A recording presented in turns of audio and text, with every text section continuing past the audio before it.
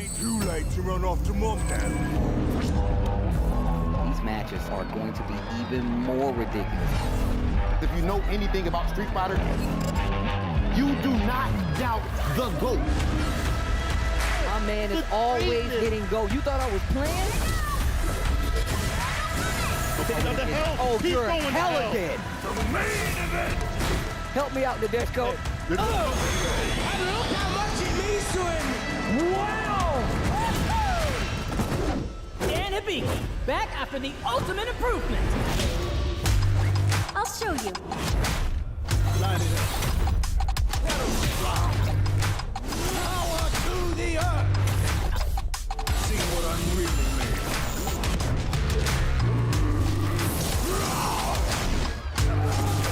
The honor was mine. I'll settle this.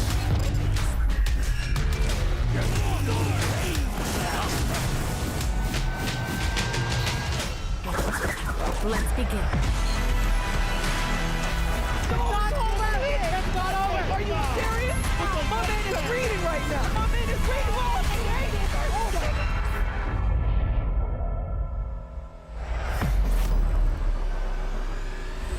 Skip to my rules at the end of you know.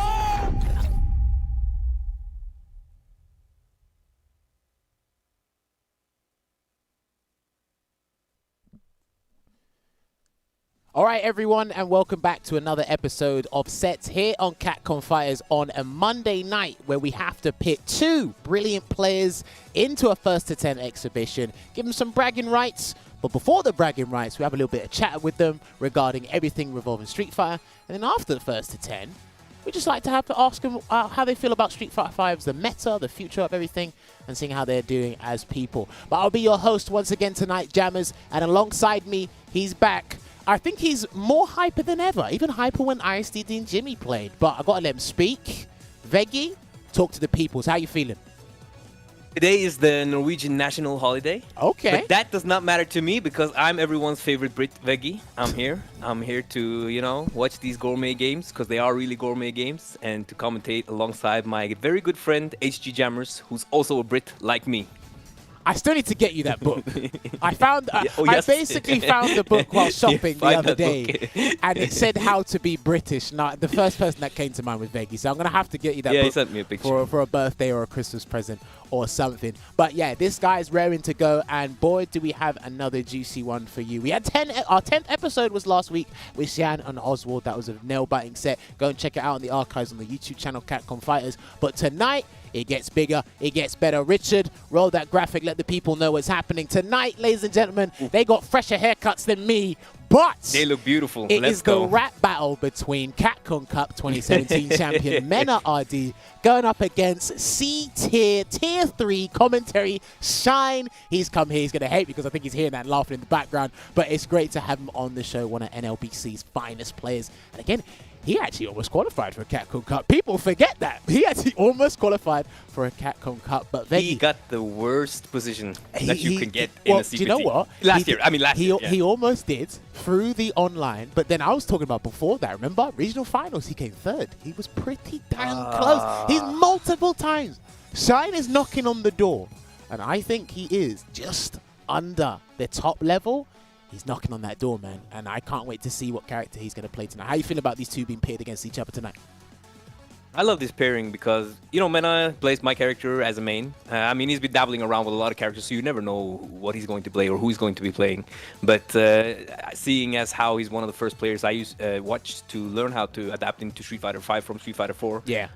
it's just exciting to watch him play. And I like this matchup. If the matchup is as I think, maybe it becomes a Birdie against Ibuki because it's a match I know Birdie players like and Ibuki players dislike. But since I wasn't around when Ibuki was super hype, I don't know how to play the matchup, and I can lose to some really suspect Ibukis. So it's a very big learning experience for me as well. I think he's trying to call some people out. I don't know who's trying to call out. He said suspect Ibukis, but I'm going to have to take his word for it because that's a matchup I haven't actually seen since, like you said, Season 2, because that's when it was pretty active with both the characters, right? Exactly. And they've been changed a lot, both of them, since then, so it will not look the same. You know, you can't anti-air with a horn like that. So there's going to be difference. I'm just excited to watch it and learn and divulge, what? Dissect. Eat it. You know, Yeah, break that's it like down. that's a good word. Great word, Jammerz. Great word. I got your We're gonna back. Don't dissect. worry. I got your back. I yes, got your back. I know. That's why you are my favorite Brit, Jammerz. Let's go. I hate We're this gonna guy sometimes. dissect that matchup. Yes. I'm telling you, this guy is so hyper. But you know what? Speaking about hyper and hype events, another CPT happened over the weekend. And God forbid, our Lord and Savior, the Terror, took another CPT. But we got to give credit where credit is due. He's put up the, there you go. There it is. We got to congratulate over the East Asia region. We had NL take the CPT this weekend. So congratulations to you, NL. Thoroughly Big deserved. rats. Again, I saw him have that breakout performance when he won Combo Breaker back in 2018. He's been on the up and up, learning different characters, getting advice from other top players, really making and developing that scene of his. And again, we're going to see him in the cup once again. But let's not neglect, this is 3 out of 4 tournaments. Our British espionage is 75%. taken. 75%, Jammerz. 75%. That's 25% from 100, you know, and Now- 75% from 0. Let's Quick talk maths. about this. First of all, I want to give a special shout out to Infiltration. He is one of the Oh, few yeah. Ed players I do respect as a player. As one of the Ed players I respect. He almost took the cake.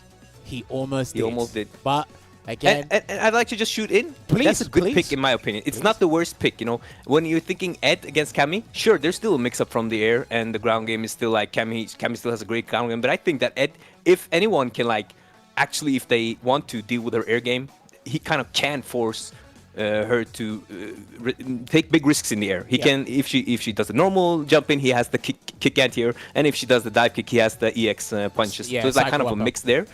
Yeah, high risk, high reward kind of thing for both sides, both the jumper and the. Well, yeah. I mean, so it's a is- good pick, I think, and he almost had it. So yeah, he's definitely taking the fight to her, getting the dash checks in, getting optimal combos, using V-Trigger 1. Obviously, one of our guests on the show tonight, Shine, he has a lot to say about Ed's V-Trigger 1, because I think it's something that's Yes. underutilized and slept on by the majority of the community. So we'll get to his opinions on that later. But again, I spoke to Veggey about this before, and probably some of you guys feel about it at home as well. It's I needed Cammy to win about 3 or 4 tournaments before I start, you know, shouting at the treetops.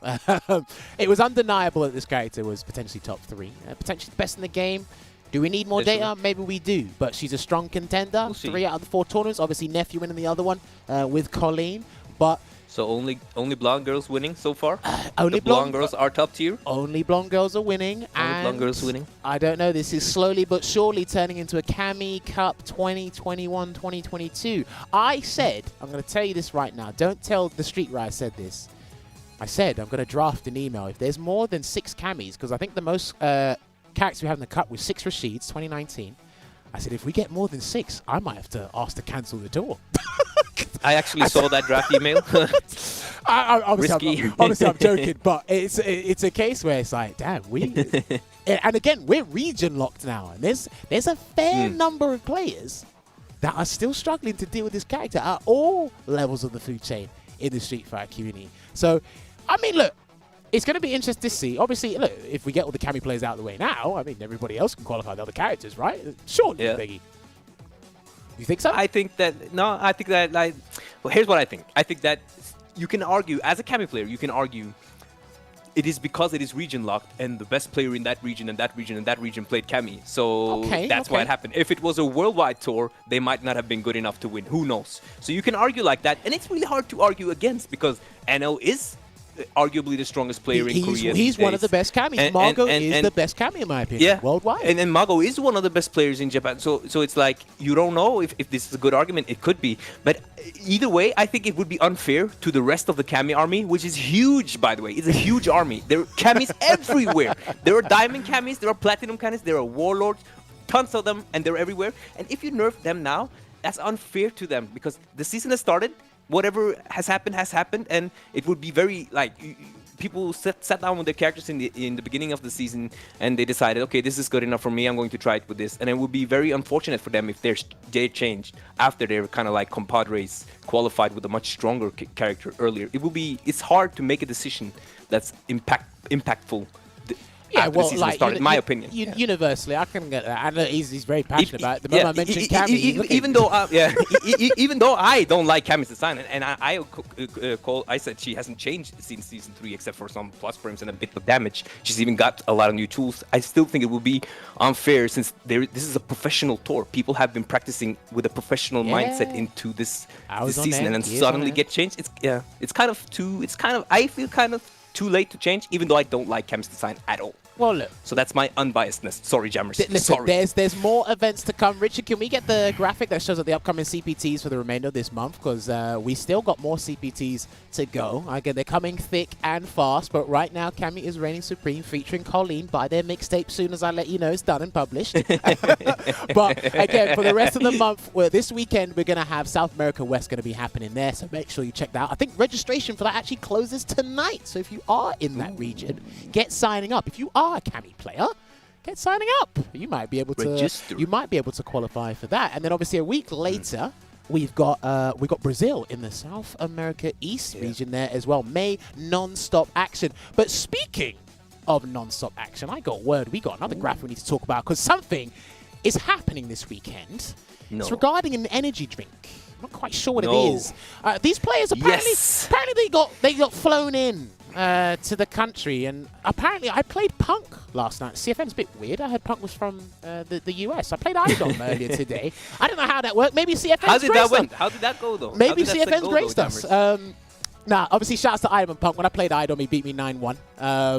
But it was a great learning experience. Obviously, the best lore and the best poison player. And again, he's fighting another poison player, so it's deep perspective. But ladies and gentlemen, these are the invitees for the Red Bull Kumite happening this weekend. Invitational offline action. Do not miss it. Some of these players are in the London, city. They're in their hotels. They're quarantining because they cannot get out until I think it's Wednesday or Thursday. But if you are in the European region, you have been playing some of these guys, get to play them. You're going to see some of the highest level of competition Street Fighter 5 has to offer. And I got a question to ask the boys when they come in to the chat later regarding this. But as you can see, we've got Tokido, Hurricane, Idom, Crimson, Kawano, Vega Patch, Smug, Problem X, Takamura, Shaquille, the last chance qualifying winner, Phenom, Gachikan, Punk, Bonchan, and Luffy. Obviously, there was an announcement made today on news, broke out today. Oil King cannot make it to the events. I don't know if he specifically stated why, but hopefully Oil King is doing well and staying safe. It's a shame that he can't come down because obviously he's a newly announced player for Red Bull. He's now part of the Red Bull family, but he's not going to be here for the Kumite in London. They do have a replacement. I don't know who that replacement is. It could be anybody. But I can't wait to see, and they're probably going to announce it in the upcoming days, so do keep an eye out for that. But we have great competition in the country regardless, and even more competition coming your way. Richard, roll on that Olympic graphic. Can you find that for me? Oh my word, there it is. Let's go. It was plastered, it was splashed all over the CPT over the weekend. Shout outs to James Chen and Vicious for holding it down once again. Ladies and germs, Intel World Open, the registration has already started. Make sure you head on over to the website, read the official rule set. Please get this down to a T. This is no jokes. This is the Billionaire Boys Club. This is the big leagues. If you want to be part of that huge prize pool, if you want to be representing your country or just doing well in a game for a big prize pool, you better get down to business. Pick a top tier. I want the money to work for me, not me work for the money. Right? Exactly. So make sure you head on over to the website, get signing up now. There's plenty of time, but these things will be happening pretty soon, I believe. Yeah, pretty soon. I think the things start off in 1st of June. Yeah, 1st of June or something like that. So get practicing, get serious. But yeah, essentially, that's all the big stuff that's happening right now. And again, I can't wait to hear from Mena and Shine regarding the Intel World Open, how they feel about some of the Kumite invitees. I know Veggey's been practicing and sorting some stuff out as well, because it's going to be big for him. But there's a lot of... Oh, go on. Please. I just hope I can take this off before the qualifier. Yeah, how is that, by the way? Is it speedy recovery? No, it's been 5-6 weeks. The scene thing is still not really attached, so we'll see. 25th of May. I just hope that's going to be sorted. Oh, I mean, Bullhorn's only holding one button, so you should be fine. Yeah, but when you do EX Horn, okay, never mind. We'll talk about that at my stream. Never mind. No time for this. Yeah, no time for this. I'm only tantalizing this guy. But yeah, essentially, that is all the action you want to keep up with now. Again, we got a lot of big things coming up, and I want you guys to continue pressing buttons and continue being hype. Again, I think we're going to see a resurgence of motivation after this weekend, because we're going to have some offline action. That's definitely going to motivate everyone. And it's a shame that we couldn't have guys like MenaRD and Shine in that as well, because again, we had a lot of candidates for the Red Bull Kumite. But I think the players in that ring right now, they're going to remind us why we appreciate fighting games, why we appreciate offline in general. But I want to know, have we got the boys ready for the call? Richard, my stream team, do we have the guys ready? Because we can get started talking to them, because I want to hear their opinions on a lot of things right now. So let us bring on our guests, MenaRD and Shine. Obviously, they're getting sorted right now because they were in the waiting room. This will be happening. We're going to be chatting to them for about 15-20 minutes. Don't worry, this set hasn't started. We're just following typical procedure. We want to have these players have a voice, speak their minds regarding the game. Then we'll give you the action you guys, the spectators, want at home, the first to 10. Because again, the first to 10 is what it's all been about. First to 7s, first to 5s. I think we might have to put a case towards having some undercards or main events outside of tournaments when they come back. Be great. I don't know. I think it could be a thing. I think it could be a thing. Maybe we can ask the boys. I think that could be a good thing, Jammerz, because if you have undercards, you can have like regional players in that region that are playing. That is maybe not CPT top 8 placement, but something else. But yeah, anyway. Cool. Let's roll them in. They should be here to join myself and Veggey. All right. Have we got Shine and MenaRDs? Gentlemen, can you both hear me? Yo, what's up? What's up? Right. There's Mena. Shine, nice. Are you with me? Yep, I'm here. There we go. Perfect. All right. So first of all, we got to do the pleasantries. Mena, Shine, thank you very much for taking time out of your days to join us. I know you guys could be doing better things, but I needed to get some advice on how to get a haircut like both of yours. Like, they're looking brilliant. Your pictures are looking your pictures are looking mate. Sick. But yeah, obviously in this section or this segment of this show, we're going to ask you guys a couple of questions. Obviously, me, Veggey, Shine, and Mena were having a little chat before, but now we want to hear, or we want you guys to hear some of their opinions. But we got to kick things off first with an open discussion, and I want to get Shine's answer on this first. Okay. Cammy's won another CPT. Obviously, courtesy to NL. Congratulations to NL once again for winning that. Your thoughts on Cammy this season? Shine, talk to me. I think that Cammy is busted, but I think that we deserve it. What, you think we deserve it? Yeah, we definitely deserve it. Okay, please elaborate. Why do we deserve it? Because Cammy, like, she didn't get any buffs that drastically change anything that she's doing now. She's been like this. She was just kind of overshadowed by Seth, and I think that she flew under the radar. So we had our chance to complain. We had our chance to kind of write to Capcom about this, but you know, she flew under the radar. But she's always had a really good matchup chart. Like even last season, if you look at her matchup chart, like she don't really lose matchups. She never had like last season, but you know, Seth was like the main problem. Yeah. And Seth got taken care of, but you know, it opened the doors for Cammy. That's kind of what we're dealing with now.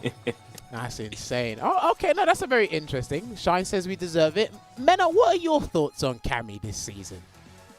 Honestly, I think she's like the fairest top tier character we've had in all the seasons. Like, I prefer Cammy instead of Seth, instead of top tier Abigail. But still, it's not really fair that every top tier character got nerfed except her, so she becomes very unfair, especially if you don't play a top tier. And I think like she should definitely be toned down a little bit, but if she isn't, it's not like it's gonna break the game. It's just that we're gonna see her a lot, you know. Okay, I can understand that, because I remember I can't remember if it was season 4 or or just when they introduced the V skills. There's a season where she got hit pretty hard, but even then she's still good. And I think everyone can agree with me here, by design, you'll never make Cammy bad. It's just that now that, again, we're all at home, we're in our respective regions, playing in our respective weeklies and online CPTs, the character's cropped up a fair bit and is winning, you know, 3 out of 4 of the tournament so far. So it was great to hear these guys' perspective on the character. I mean, Veggey, you know what? Let me ask you again. Bouncing off of what Shine and MenaRD, is there anything you want to add on to that? I mean, I thought first that Mena was joking when he said that Cammy was fair. I thought that was like an intro joke, but then I realized it was serious, and then I felt bad for laughing at his joke, which was not a joke. So I apologies for that. But I would have to say that I mean, I said the things that I said in the introductions. Like I do disagree a bit with Shine. I mean, at least me and Phenom on the Mooses Loose, we had our day where we went through Cammy, and we were not like I even called Cammy top 1 last season, but everyone laughed at me and. We're here now, but I call a lot of characters top 1, so it doesn't really count, I guess. So, but yeah, I said what I said earlier. It's kind of too late to change it now. It would be very unfair to the rest of the. But I mean, who am I to decide? Look, it's always good to get your opinion on things, regardless. All right, look, we had a little chat about Cammy. What about you then, Jammerz? What about you? Well, she gives Poison a hard time, so as long as she gives her a hard time, Cammy's going to give me a hard time. Look, if you can't beat him, join him. I might have to substitute Cammy, even if it's not that good. I probably could ruin somebody's day, and that's what Cammy's very good at doing. But obviously, moving from that, now, gentlemen, as you guys know, the Red Bull Kumite is happening this weekend, and we've got the internationals. I'm pretty sure Mena, Shine, you guys have been seeing Punk, Idom, Tokido, Bonchan, all those guys stream, and they're pretty much wiping the floor with the vast majority of the European competition. I like to call this week is going to be a reality check on the disparity in levels and how far people can be. And Mena, you are a Capcom Cup champion in your own right. You know, you won in 2017. You're still highly respected, one of the best players. You're Veggey's favorite player.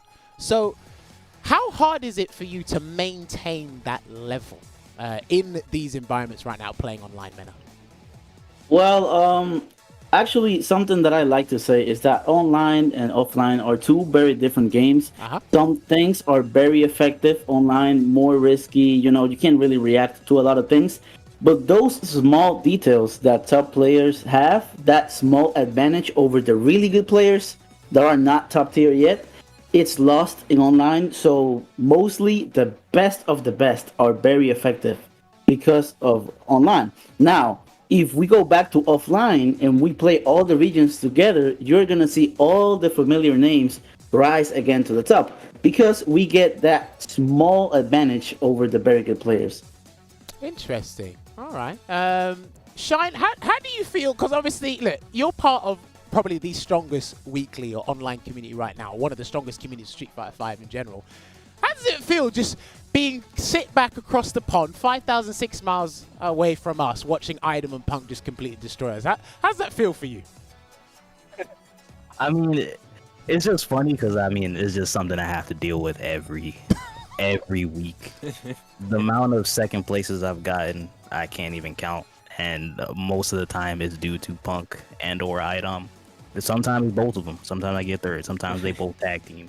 So it's, I mean, I just sit back and laugh. Like it's great for me. Like this is brilliant. See, even Ben is laughing as well. Like when I see all the EU folk get just get mixed, get hit on the like Idom does the overhead. They all get hit. Like every single one of them hits. They die in like about 5 seconds post V trigger activation. Sometimes before V trigger activates. Punk's just doing whatever he wants, playing Vega against people. Just mate, he played Vega against Fasen, a first to 10. Shout outs to Punk, by the way. I love that guy. It's shout outs to Punk. He played Fasa, the German Urian that uses V trigger 2 because you've commentated over some of his matches a bit, Shine. He beat him with Vega, and I was like, is Punk really coming here using the 30th character on us? It's like, that must be how much fun he's having here right now. I mean, but y'all should have seen this coming. But we should have. To be fair, we should have. He was going to do it. Europe have given him great content. We have been giving him great content. But obviously, bouncing off of that as well. Shine, you've commentated a little bit over some exhibitions, over some European play. Overall, what do you think of Europe's talent as a whole? And would you pick up commentary more in the future if presented with the opportunity? Yeah, I mean, I think Europe is very good. I think that Punk and Idom are just like really, really talented. So it's like they're players that will just make you look even worse. Like they'll make you look worse than what you actually are. It's just the reality of it. Like they'll just make you look silly. But that's not a testament to like the level of EU. The level of EU is still, they're still really strong and they play with their heart. I like that. But as far as commentary goes, I don't really like try to go out of my way to commentate. Like people ask me to commentate, and I just kind of have fun with it. Okay. So it is something that I enjoy. Don't get me wrong. It's like not something I like set up a commentary reel for, and I send Punk my application. He lets me commentate his tournament. It's just for me. It's just so much more simple. It's just like I just someone asked me, "Yo, you wanna commentate this?" And I'm like, "Yeah, I'm down." And I just have some fun commentating or just talking about the game. I just really love to play. Well, I'll let you guys in a little secret before I hand it over to Veggey. Ask some questions before the first of 10 starts. So we had European Fighters number 3 happen over the past weekend, and Shine was there to commentate. He did, but I almost had to replace him because I heard this guy was sleeping. And I'm like, if you love commentary that much, you get out your bed. Because you wanted to stop me from playing. Hey, listen, it's brilliant. Yeah. He probably doesn't remember because Shaq was on my case, just like, oh, can you commentate? Shine's not picking up his phone, he's asleep. And I was like, well, boy, you better wake up Shine, innit? That's it, because Shine loves this stuff. So let him do it. But yeah, all right, Veggey, please. You got questions for the gents. I've hogged it up enough. I got the questions. Can I just add something to that thing you had with Europe being freed up? Please. Because as Jammerz said, I quote him now. He said Europe is being freed up by Punk and Item. I don't know why he chose to use these words, but he did. Here is my take on it. It's that when it comes, there is something called like in my words. There's a regional top players, and then there are international top players. And in Europe, you have maybe 3, maybe 4. Like international top players, and these are not the players that are being kind of like destroyed. So I think that the European players, they were already getting 10-1, 8-2 by the Phenoms, Problem X's, and Infectious Luffy, of Europe, and Luffy's and so forth. So these are the guys who need to set up against Punk and Item to really gauge like how the level difference is, because the rest are still super good players, but they are kind of like, they're not international top players, they're regional top players. And when I say not every region, I feel has maybe like 3, maybe 4 players that can be like an international top player. So it's not an attack on skill. The skill is really high, but then there's the next level. Yeah, and I feel like the 3 that are or 4 that are on that next level, we will see how they fare kind of in Red Bull Committee this weekend. But regardless, it doesn't matter. Mena, it hasn't been talked about enough. It has not, because season 4 just kind of like slid over to season 5, which kind of like it wasn't so active when it comes to questions. So I'd like to ask you, what do you think about, because I don't think you had an interview about that, since we're both birdie lovers here, what do you think about these birdie nerfs that we received from season 4 to season 5? And which do you think were good nerfs, and which do you think were unnecessary? I knew he was going to bring this up. All right. Look, I don't want to come here and be a down player and say Birdie sucks. Birdie's not really a character anymore. Like, he's still good. Birdie can be a very competitive character. It's just that he got nerfed. It's the same thing that's happening with Cammy. Out of all the top tiers in season 2, he was not even the best, right? And he was the only one that kept getting nerfed and nerfed all the seasons. And now he's the worst out of all of them. So why is he the only one that's nerfed like that? That's what had me very angry, especially when you nerfed every single tool, the anti-air, the sweep, the neutral, the offensive, like every single thing that he had was nerfed. So now to play Birdie, you need a secondary. Like, he has matchups that you just can't play. And that's something that all Birdie players gotta realize. When you are at a competitive level, a world-class level, you can't really rely on just one character, mostly.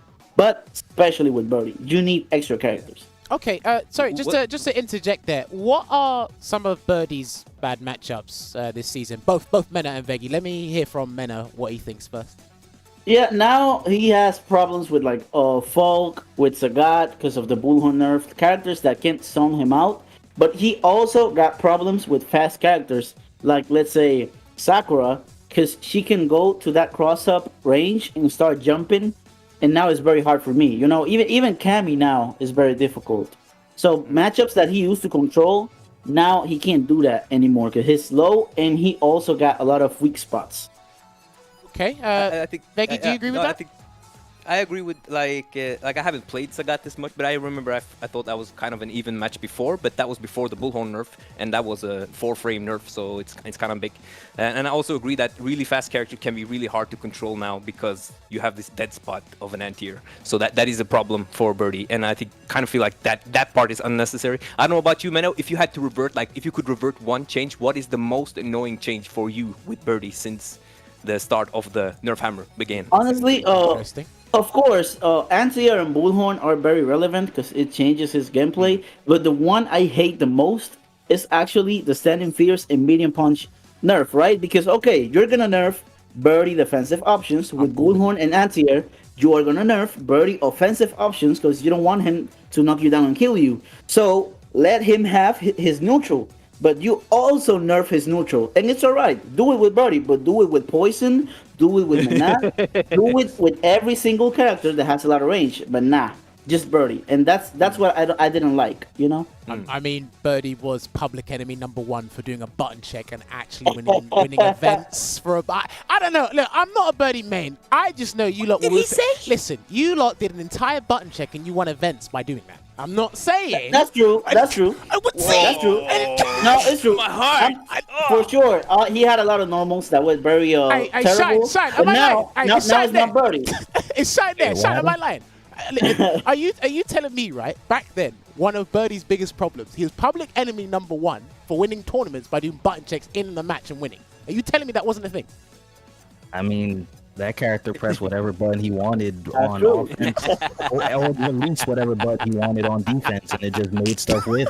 Yeah, now you gotta deal with Poison. Now Poison is gonna press heavy punch 100 times. You can do anything. See, now that was where I won't argue because I am a Poison player, and I'll say that is very true. So good stuff on Mena. There, right. We got time for 1 or 2 more questions before we get you guys to this set. Veggey, fire away, please. Shine, Ibuki, is she C tier? Can you defend this? Wait, did they say crazy C tier or allegations? did they say J tier? What was that? What was that the tier list Margaret put? Was it J tier? I can't remember. I saw a tier list that had her as E tier. I'm running with that one. Okay. But Whoa! Why is she E tier? What? I mean, so she's not. I mean, all trolling aside, as much as I love it, she is not C tier. Like, she's still good. Like, V shift didn't affect her pressure or her EX kunai as much as I thought it would. It does, however, affect her one chance mix-up, so I think that obviously V-Shift definitely hurt her. Like, she's a harder character to play now. Even though she does have some answers in situations with V-Shift, like, there is a little extra factor you have to consider, so I think it definitely hurts her. She got a little bit of a nice buff, stand heavy punch, if that's worth anything. You know, I'll take what I can get for now, but, you know, the fact that she's like, she didn't really receive anything, and obviously the system changes, you know, with her kite trying to get out of the corner, you might take a lot more damage for it, or her V trigger, it being one chance, and then if my opponent guesses correctly, they V shift for only the cost of half a bar. I've spent my whole V trigger, and probably I get punished or you get out for free.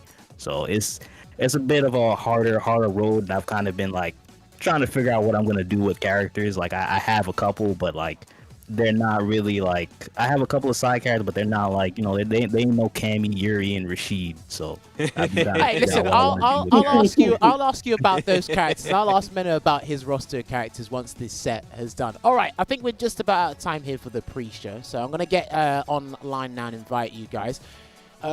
All right. Oh, do you know what we have to do first? But before we do that, I have to make sure that we get an esports break because we do need to sort out something. So when this break has happened, right, come back and we're going to have this first to 10 here. Just to double check, Shine, is your PC account Tree Fiddy PC?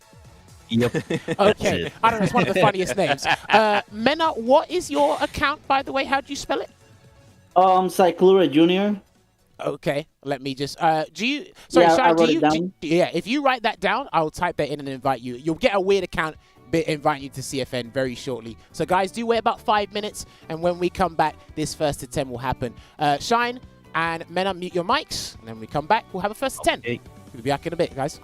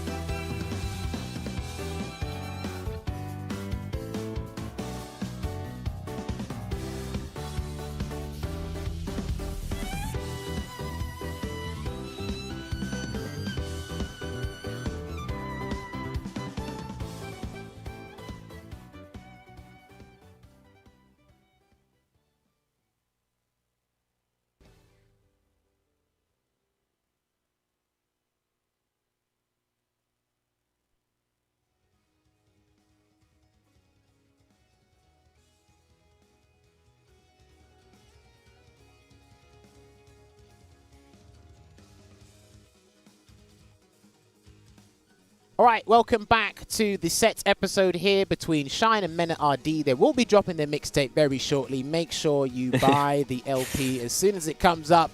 But you've had the break. We're not going to be talking. We're going to be commentating some games. Veggey, are you ready? I'm ready. And I'd like right. to just, I just like to chime in on that last segment of those buttons. I like those nerfs because they force the birdie player to know to properly space things and know what spacing is. So I really like the Stamp Fierce and Stamp Medium Punch nerfs. Just want to add that.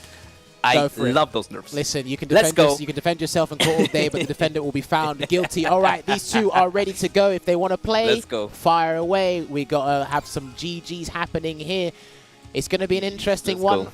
Place your prediction in the chat. I know that thing's a big thing in the Twitch chat, but obviously Veggey wants to see one match. I can probably think about 3 that are going to come up, but we'll find out very shortly as to which characters are going to be picked. Ladies and gentlemen, once again, thank you very much for taking time out your day and joining us for another First to 10 here on Capcom Fighters, this time between MenaRD Capcom Cup 2017 champion. Got up against the $3 haircut. That's cheaper than mine. That's cheaper than mine. But he's got a nice That's a trim good price, yeah. And he's got a plethora of characters under his belt. We'll see how it goes. They are eligible to switch to whatever character they want. This is not locked. They can do what But they it's want. luck when you're winning, right? Yeah, obviously. On W? Yeah. We're obviously doing the tournament rules. Well, on I W. mean, didn't the Intel World Open just say you can change characters in between games? It said so, but it might have been like they didn't. Maybe they don't know. Yeah. It didn't stipulate whether you won or lost. No, it really didn't. So you might. Okay, let's go. Okay. Okay, you know what's interesting with Mena? Because he had a lot of buffers in his game with Stamp Medium Punch, and you can't buffer as much anymore. So I'm interested in seeing how he slows down, if he does, or if he kind of buffers with other buttons or at different ranges. Since he did have a lot more active play than a lot of us. Yeah. All right. I mean, it's just going to speed it's up just right like now because I know a lot of the time this has been happening on a fair number of streams I've been seeing here. But he's got with V-Trigger 1 as well. Birdie versus Cody. These are V-System layouts I'm not used to seeing, but I know Shine has had a lot of fun using our Maya and his V-Trigger 1. So let's see if Skedaddle with that sword. That isn't a knife, that's a sword. Damn, that's a nice definitely...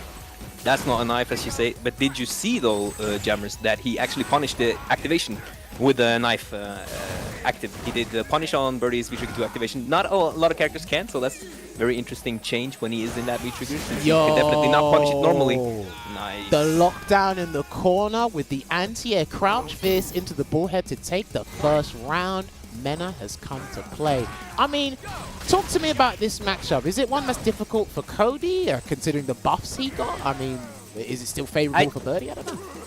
I say Birdie wins neutral against Cody. Like he's an advantage all the time, but I think you can really lose to like comebacks from Cody in V-Trigger 2. But I think picking V-Trigger 1 really puts you at a much lower rate, like success rate. Personally, that's what I think against Birdie, because I think Birdie deals very well with Cody's neutral in general. He can whiff punish almost every button, and he can really force Cody to block his spears. And okay, he's going to go for the full damage here off of V-Trigger 2. He's going to get a command grab. No, he went for the meaty light kick there. I know Veggey loves his meaty light kicks with his Birdie. He's going to activate V-Trigger 1 here, and that is +4, I believe, that crouching medium punch with the knife. Very interesting stuff here. I think V-Trigger 1, Cody V-Trigger 1 is as good as the player. So if you've got that knowledge and you're very good in the neutral, I think this will work. A good round there from Shine, having 40% health remaining.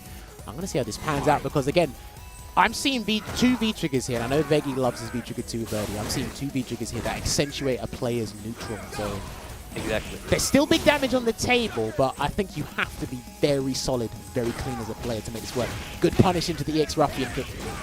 Yeah, big damage. And I do think that if you are in V-Trigger 1, when you activate it, you will definitely have a bigger shot at like dealing with Birdie's buttons. So that's a good thing. And just like that. That's crazy. He took him to the corner with 2 bars.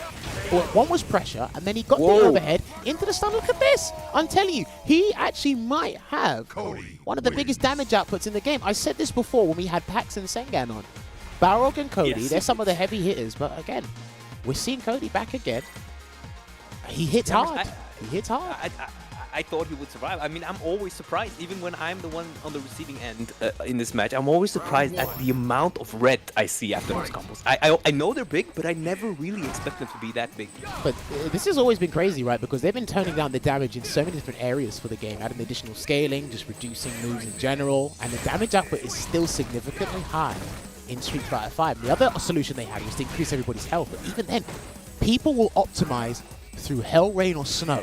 And it looks like that.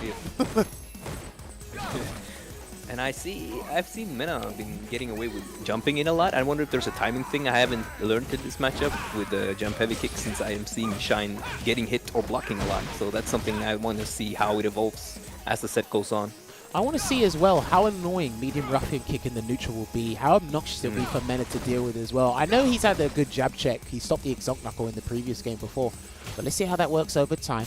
And again, you're looking at Capcom Cup champion, one of the best players in the world. He knows how to adapt, but you're just another victim if you're going to get hit by Cody. Did you see that? He just hit him with a raw sunk and did like, I don't know, 250, 300. That was crazy.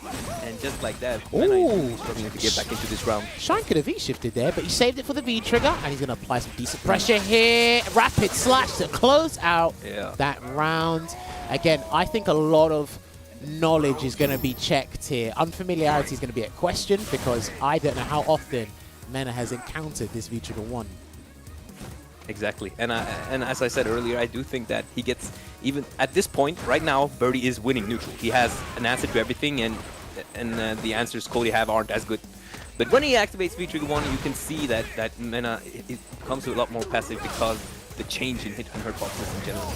Yeah, very true. And there we have no punish. The punish is only when he's in V-trigger 1. So things really change when that V-trigger is on. So I might have to eat my words on which V-trigger is the better choice. Right now, it's working out for Shine. Oh, he gets the bullhorn. No cancellation, though, because I don't think you get any optimization. The back throw on Wake Up there. Accidental tech. It worked out, and there's a dolphin dive. Shine will take that. There's a cannon. Yeah, because it won't. Oh, okay. Nice. Do you know what? He actually done that dolphin dive, or sorry, the bull slide, right on top of the can, so you couldn't see it. I thought it disappeared. So. Yeah. I definitely think that he did that on purpose to be punishable, to hit the punish, and just like that, he came back. I was certain that Shine would take this set. That was a really good comeback, and that Stand Fierce landing was definitely vital too. Again, what you're seeing here, again, Shine is like, you know, slowly becoming, he's one of my favorite players to watch. He's slowly becoming one of the best in the States, I feel. Again, he's not at the top level, but he's slowly creeping up there. He's been having a lot of fun with some of these characters, Cody included. He knows his stuff, knows the risk reward, knows what needs to be done in those big tournaments. Nice, and just walks out of that command throw, and I do think that, I can't be completely certain, but I do think that after blocking the sweep, there is a light or medium ruffian that can punish on a lot of rangers. Oh, he could have had that activation or cancelled. Maybe, I don't know. He's probably not used to it, but that was a nice whip punish on the Stand Fist, though. You've got to be very careful. I'm pretty sure Veggey will tell me all about that. The reset, and he got hit by the EX Bullhorn, and he could have jumped that. Yeah, you could jump that. He could have jumped that, but I don't think he would do it easily on reaction, so just blocking it there was nice. And you see how 350, I mean how Shine has been setting up that. You see how he has been setting up that anti-air trap. He throws the fireball out. Mena doesn't want to sit and block. He jumps over, and as Mena jumps, then Shine jumps and gets guaranteed like huge frame advantage. That happened so many times these last two games, and I think he needs to change up how he wants to get over the fireball, as that has led to Shine getting a lot of plus frames and openings. Yeah, it's interesting. I don't know what I'm seeing here, because this is a matchup I seldom see anyway. So it's good to have Veggey next to me to kind of walk me through certain things. Definitely one of the biggest problems right now that Mena is facing is EX Tornado Sweep, the slow-moving 3 durability hitting a projectile here. He's kind of found it hard to circumvent it. So I guess Shine can keep abusing it in certain situations. Definitely, and really good confirms on the in that situation earlier. But I think going for a punish on overhead with a medium, even though you blocked it standing like kind of close, is risky, and it did lead to Mena opening him up there. I think go for a light or just take your plus frames to be sure. All right, activate some. Notice that Shine walked forward and tried to jump there, probably take advantage of that bad anti-air crouching medium punch at that angle, but good damage here for Mena. Gets the crouching medium punch, missed the command grab, big damage incoming here for Shine in the corner as well. And that is such a situation, you can kill for it. Nice. And you have to guess right, you guess wrong, and you almost end up dying in the corner. The command throw is such a high risk. I mean, the reward is the round. It almost worked out with Shine, but that was a great little wait and delay EX horn. All right, Meaty, full slide. He goes back neutral jump as well. Slowly encroaching into the corner. Just walking forward, like not really that afraid of the forward moving from Shine, the forward moving special. Nice, good Nice stuff buffer. there from Shine. And then again, just making that ruffian hit on the tip there. That's very obnoxious for big bodies. I know for some of them at least. But you can see it. One really big strength you've seen from Mena this set is he has utilized every button. That means he's been swapping his charge around a lot, which is really hard to do consistently. Yeah. And he's been using all the important buttons at all times, meaning he has really mastered that charging technique. It's a little thing you can notice in the set. I'm sorry, let's go back and have a beautiful punish there from Shine on that forward hard punch from Mena. Go to final round. Shine's looking to make this 3-0, but knowing Mena how aggressive and obnoxious he can be. Bad spray, pocket sand. It's coming back. Let's go. Nice. Still So- a bit afraid to end here. Another thing that's interesting for me as well is how they're dealing with each other's, fast, forward-moving EX moves. EX on, EX ball head. It's going to catch them off guard every now and then. It's just one's got frame advantage, the other one's got very good pushback. So, Oh, and there's that punish again that we spoke of earlier. When he is in V-Trigger 1, Mena actually cannot activate like that. there it is, tornado sweep. A good break there from Shine. That was the delayed tech. I don't know how MenaRD is going to try and open him up with delayed buttons or even a command grab in situations like that. But he's handling this really well. There's a command grab. He's going to dash and do another one. Oh, he done a V-shift. Okay, that's fine. That is absolutely fine. Sweet. All right, let's see how this goes. Slowly but surely, let's see if Mena can close this one out. Make it 2-1. Gets the chain. Not dead yet. That's blocked. No punish. One more. Oh, double left with no punish. Nice back jump. That's such a good thing to do because he's desperate to land something there, Jammerz. Yeah. And I do think that earlier we saw a blocked overhead and Shine went for the punish. It was blocked. He was definitely hesitant to try to punish there again because of that interaction earlier. That is true. Maybe that is very true. going for a light instead and seeing light if you have the song ready. It's definitely not a punishable situation, so you can feel it out more. It seems that he's not really familiar with which ranges he can punish that. Let's see how it goes. Someone has said we should do a WSO while everyone's in London. Unfortunately, we can't do that because if you talk about the Red Bull Kumite players, they're under quarantine. Unfortunately, we cannot do that. And it's still, at best, it's advised to stay at home and stay safe. I know everyone wants to get into as much offline action as soon as possible, but right now we just cannot do that. We are still stuck with an online community and playing games here, which, again, everyone's grown accustomed to over the couple of months. We're making sure everyone's in tip-top shape and healthy. Yeah, that's more important. And I do think it's correct that they're quarantined until Thursday. Yes, I think it's Thursday. Remember what Venom said correctly. I think it's Thursday. Shine spoke about this technique he's using earlier. It's like when he has the knife, he's throwing a knife, throws the EX whirlwind, and then just dashes after because he gets so much protection for it. And Yeah, it's there's really so much, he controls so much of the screen, so much horizontal presence there. I don't see why he wouldn't do that. And nice, he didn't walk into the pocket sand there. Yeah, wow. But just swings that low chain, takes that first round. Nice, not ready for it. Do you know what? I haven't actually seen anyone with punish the bad spray. I don't even know if that's possible. I've seen some people avoid it, but they've just never been ready for it, You're seeing Mena is getting a lot of mileage from using Can. I wonder if it's more a knowledge thing or if... But I would feel that Shine could be able to stop that with EX Zonk if he's close enough and things like that. It's just not been ready to punish it yet. Yeah, that's the thing. Like you said, the operative word or the operative thing of that being close enough. If the first hit doesn't connect, it's as good as useless. Good jump back there off That's the a good point. dolphin dive. And the banana covered him as well. Good stuff. And I'm seeing a lot more neutral jumps from Mena now. Interesting. Again, I do feel, I mean, correct me if I'm wrong, Veggey, you do have to be pretty active with Birdie at times in particular matchups as well, right? Yeah, I mean, it's a style thing though, because I personally cannot be this active. I'm way more inactive, if I can say that word. So I think there are definitely some stylistic changes to different players, and they're both working because they're still solid. It's just that one is more kind of like this, moving a bit more. Damn, that was a very risky working out. hand there, but he's going to take a lot of damage for that, and one throw will do it. He's pulled him in. That might be a dangerous situation there for Mena. Considerable life lead here for Shine. Just looking to get that whip punish, and there it is. I think that's guaranteed. That was guaranteed, right? Surely. That was a punish for sure, especially if it's a light chain. So yeah, that was definitely a punish. at that very close range and in fast move. So some characters will struggle with punishing far range chains, but that was definitely a punish. Yeah. Nice. Hands out again, and you know what? Pound for pound, EX bar for EX bar. He used the Dolphin Dive to get over that tornado sweep. No stun yet. And he's out. There you go. We're going to 2 apiece, ladies and gents.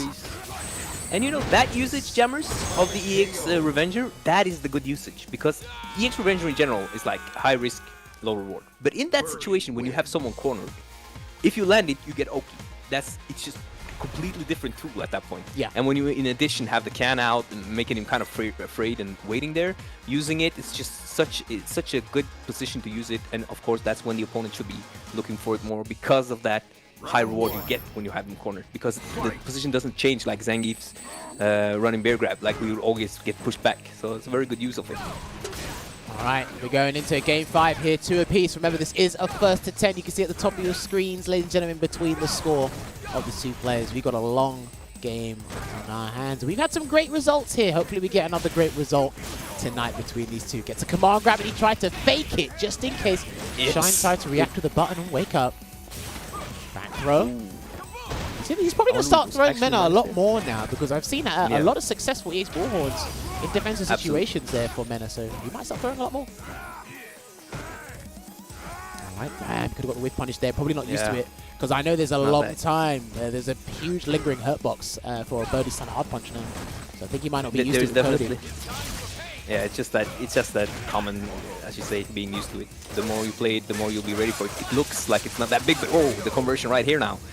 This is really showing us why you should run V-Trigger 1 as such a skill booster. If you're good, this is going to make you even better, as you said earlier, Jammerz. Yeah, I think it's just a combination of unfamiliarity because again, this is not the go-to V-Trigger for Cody users, as well as if you're very good and understand the intricacies of Street Fighter 5. I think this is a very good combination for someone like Shine. There you go. And like I said, the only other guy I see using V-Trigger 1 with Cody is Punk. And shout out to Punk. I see a lot of crush counters happening here. Nice activates. He's like 1 hit away from taking it right now. Oh, he's going to activate once again. Is he going to throw him? No. There you go. That's a true tick throw there because that crouch immediate punch to the knife is +4. Can't walk away from that. And he's dead. Oh, and Mena wanted to interrupt so badly and he got killed for it. He definitely got ended for wanting those interruptions there. Shine kept it tight, stopped, and caught him pressing or moving. So yeah, this is looking rough. Again, what you're seeing being illustrated to you guys is again lack of knowledge on the knife. I don't know how much experience, as I said before, to reiterate, I don't know how much experience MenaRD has got with Cody's V-Trigger 1, but again, there is actually some decent frame advantage when he activates that. And if you're trying to challenge or escape, you're going to learn the hard way. And because I know you can take throws in a couple of situations, take some pressure, but Mena's life has gone down to like 40%, 30% by the time he has to make a crucial decision. So. Ooh, missed that with punish. It's gonna cost him dearly and get put into the corner. And great damage, great conversion from Shine. There we have that. That's what we spoke about earlier. Jumping heavy kicks, definitely messing with his anti-airs, so he's more content with just blocking. All right, oh, interesting trade there. Mena will take it, gets the cross-up jumping medium punch. And I like that Shine has been very, disciplined on defense. He's not afraid to take a command grab because he hasn't been getting hit by many standing hard kicks or caught his tracks. I think it's just been hard for Mena to walk him down because I know Birdie can be pretty good at that in certain matchups. Yeah, but definitely. But I do think maybe, as you said, Shine is like as long as he's not cornered, he's really content with taking a command throw. Well timed. Nice activation route. Yeah. Is he dead? Yeah, he's dead. What's that? Nice. Oh, that's a beautiful. I'm gonna ask. I need to ask Mena if he's confirming those stab medium punches because that was a delay cancel, and that's the second time he's done that in that kind of situation. So that's very interesting to see. Yeah, I mean, like PC only thing. This must be great for you because again, you can pick his brains right after you're done with this set. Yeah, definitely. Which V skill? Okay, well, he's running V skill 2. Maybe V skill 1 would be allowing to have kind of like better anti-air options. I mean, it is trade for life, so it's not that great, but. If you're looking at how Shine's been performing so far and the damage conversions, got hit by the bullhorn and his bad spray didn't work. Good meaty light kick and he's not stunned yet. What's it going to be? Walk up grab. Overhead. Good block. There's a view. And again, the punish is just not there. Anything will stun. walking it down. Jab, jab, jab, jab. Walk off, stand medium punch. This is a really close set right now, Jammerz. I feel like this is a great pick from both sides. They're really making you feel that this match is a match either side can take, I feel. Yeah, look, honestly, I feel with what Mena did in those closing moments there against the EX Knuckle first hit, don't be afraid to V-reversal if you can. You get great damage. You'll probably keep the positional advantage as well, especially if your character does win the neutral. But going back to what Veggey was saying before, with Shine's V-skill pick, I think if you've seen how consistent and confident he's been with landing hits, you want to get that extra damage off the crime wave, right? So I think it's been working out for him. Just out of range of the... You can definitely combo standing light punch after 2 taps into Horn, but you have to be a bit closer, so that was unfortunate.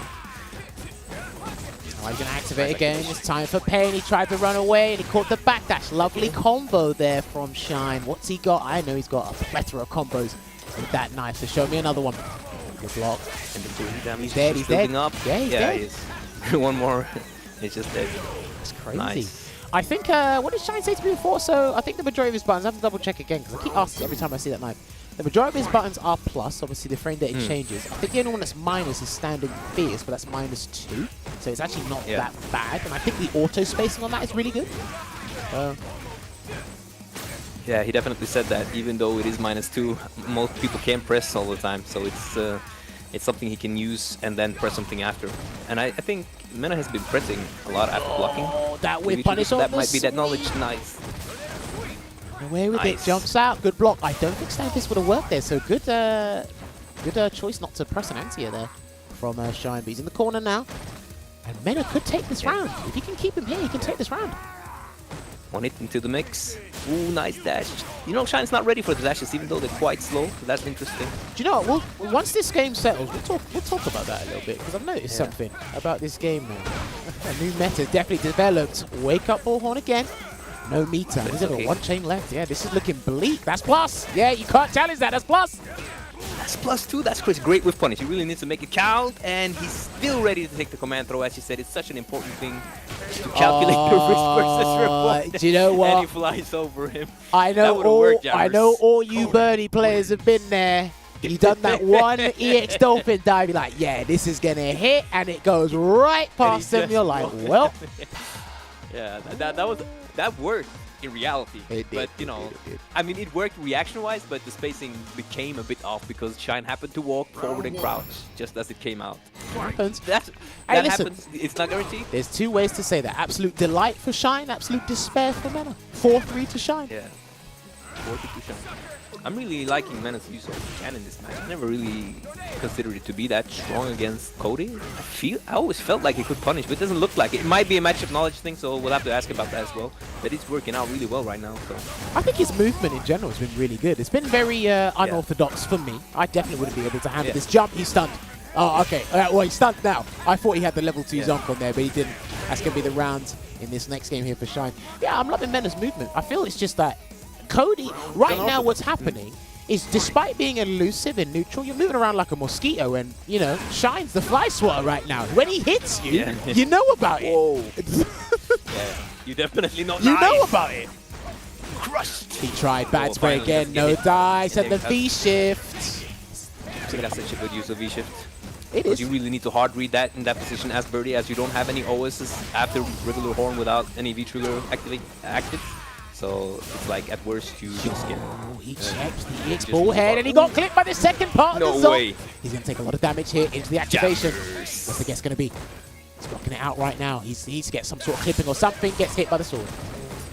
And he used his EX, so he doesn't have anything to escape. He has to hold this.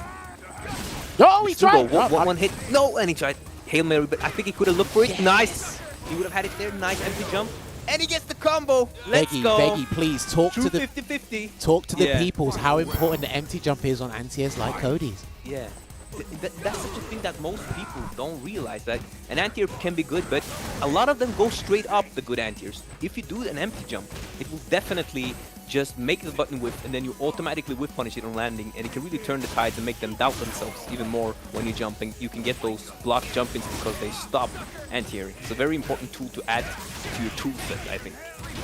realizing what characters you can anti-jump against. Oh, he's going to activate again, and Mena's been... Oh, he tried to delay tech there on button, got counter hit, but he didn't believe another grab. throw. He might do another one. He Oh, tried. another. He tried. The V-shift punish. He's not dead, though. It's not enough. No, too much. Escape. Whoa. Yo, okay. Yo, let's go. I've never seen that Nice. conversion before. What is this pressure, Jammerz? I think that This pressure too is... much. I think it's exceptional when he's got you in the corner. Yeah. Because there's nowhere to go. Yeah, that was really great. You can't V-reversal half that stuff either. But despite all of that, Mena somehow miraculously makes a comeback. This is high-level gameplay, top-quality stuff there from Mena, making that comeback. I love it. You know, Shine has been taking command throws, as we spoke of, the first, like, 6 games. But the last couple of games, he has been guessing when he's out of V-shift and he's on defense. He's been just trying to get out and been hit by the safest option that Mena could provide. Yeah. So you can't, like, obviously you cannot take command throws forever, but Mena has really recognized when his changes come, and he's now utilizing that fear. I have not seen a meaty overhead combo in years. That's brilliant. Yeah, most people block that because that's Yeah. automatic. That's like setup everyone uses. I mean, you have a diamond, Verdi's gonna use it, right? So just interesting waits that it there. landed. Good stuff, and then the bullhorn, damn it, just about reached. I thought I was going to whiff right in Shine's face, but it didn't. And he's going to be very obstinate with that standing hard punch again. But another activation, and he has to hold it. He's been trying to run away from it every single time. He doesn't want to take the grab there. He really doesn't. It's like he does not really respect that, but it has not worked out for him a lot of the time. Oh, I'll Nice. take that conversion. Good improvisation there from Mena. Getting that meaty light kick, just keeping him in place. So what's going on here? Throws the knife, and another one. The daggers are I coming mean, out. any one hit. Man, hey, listen, Any one hit.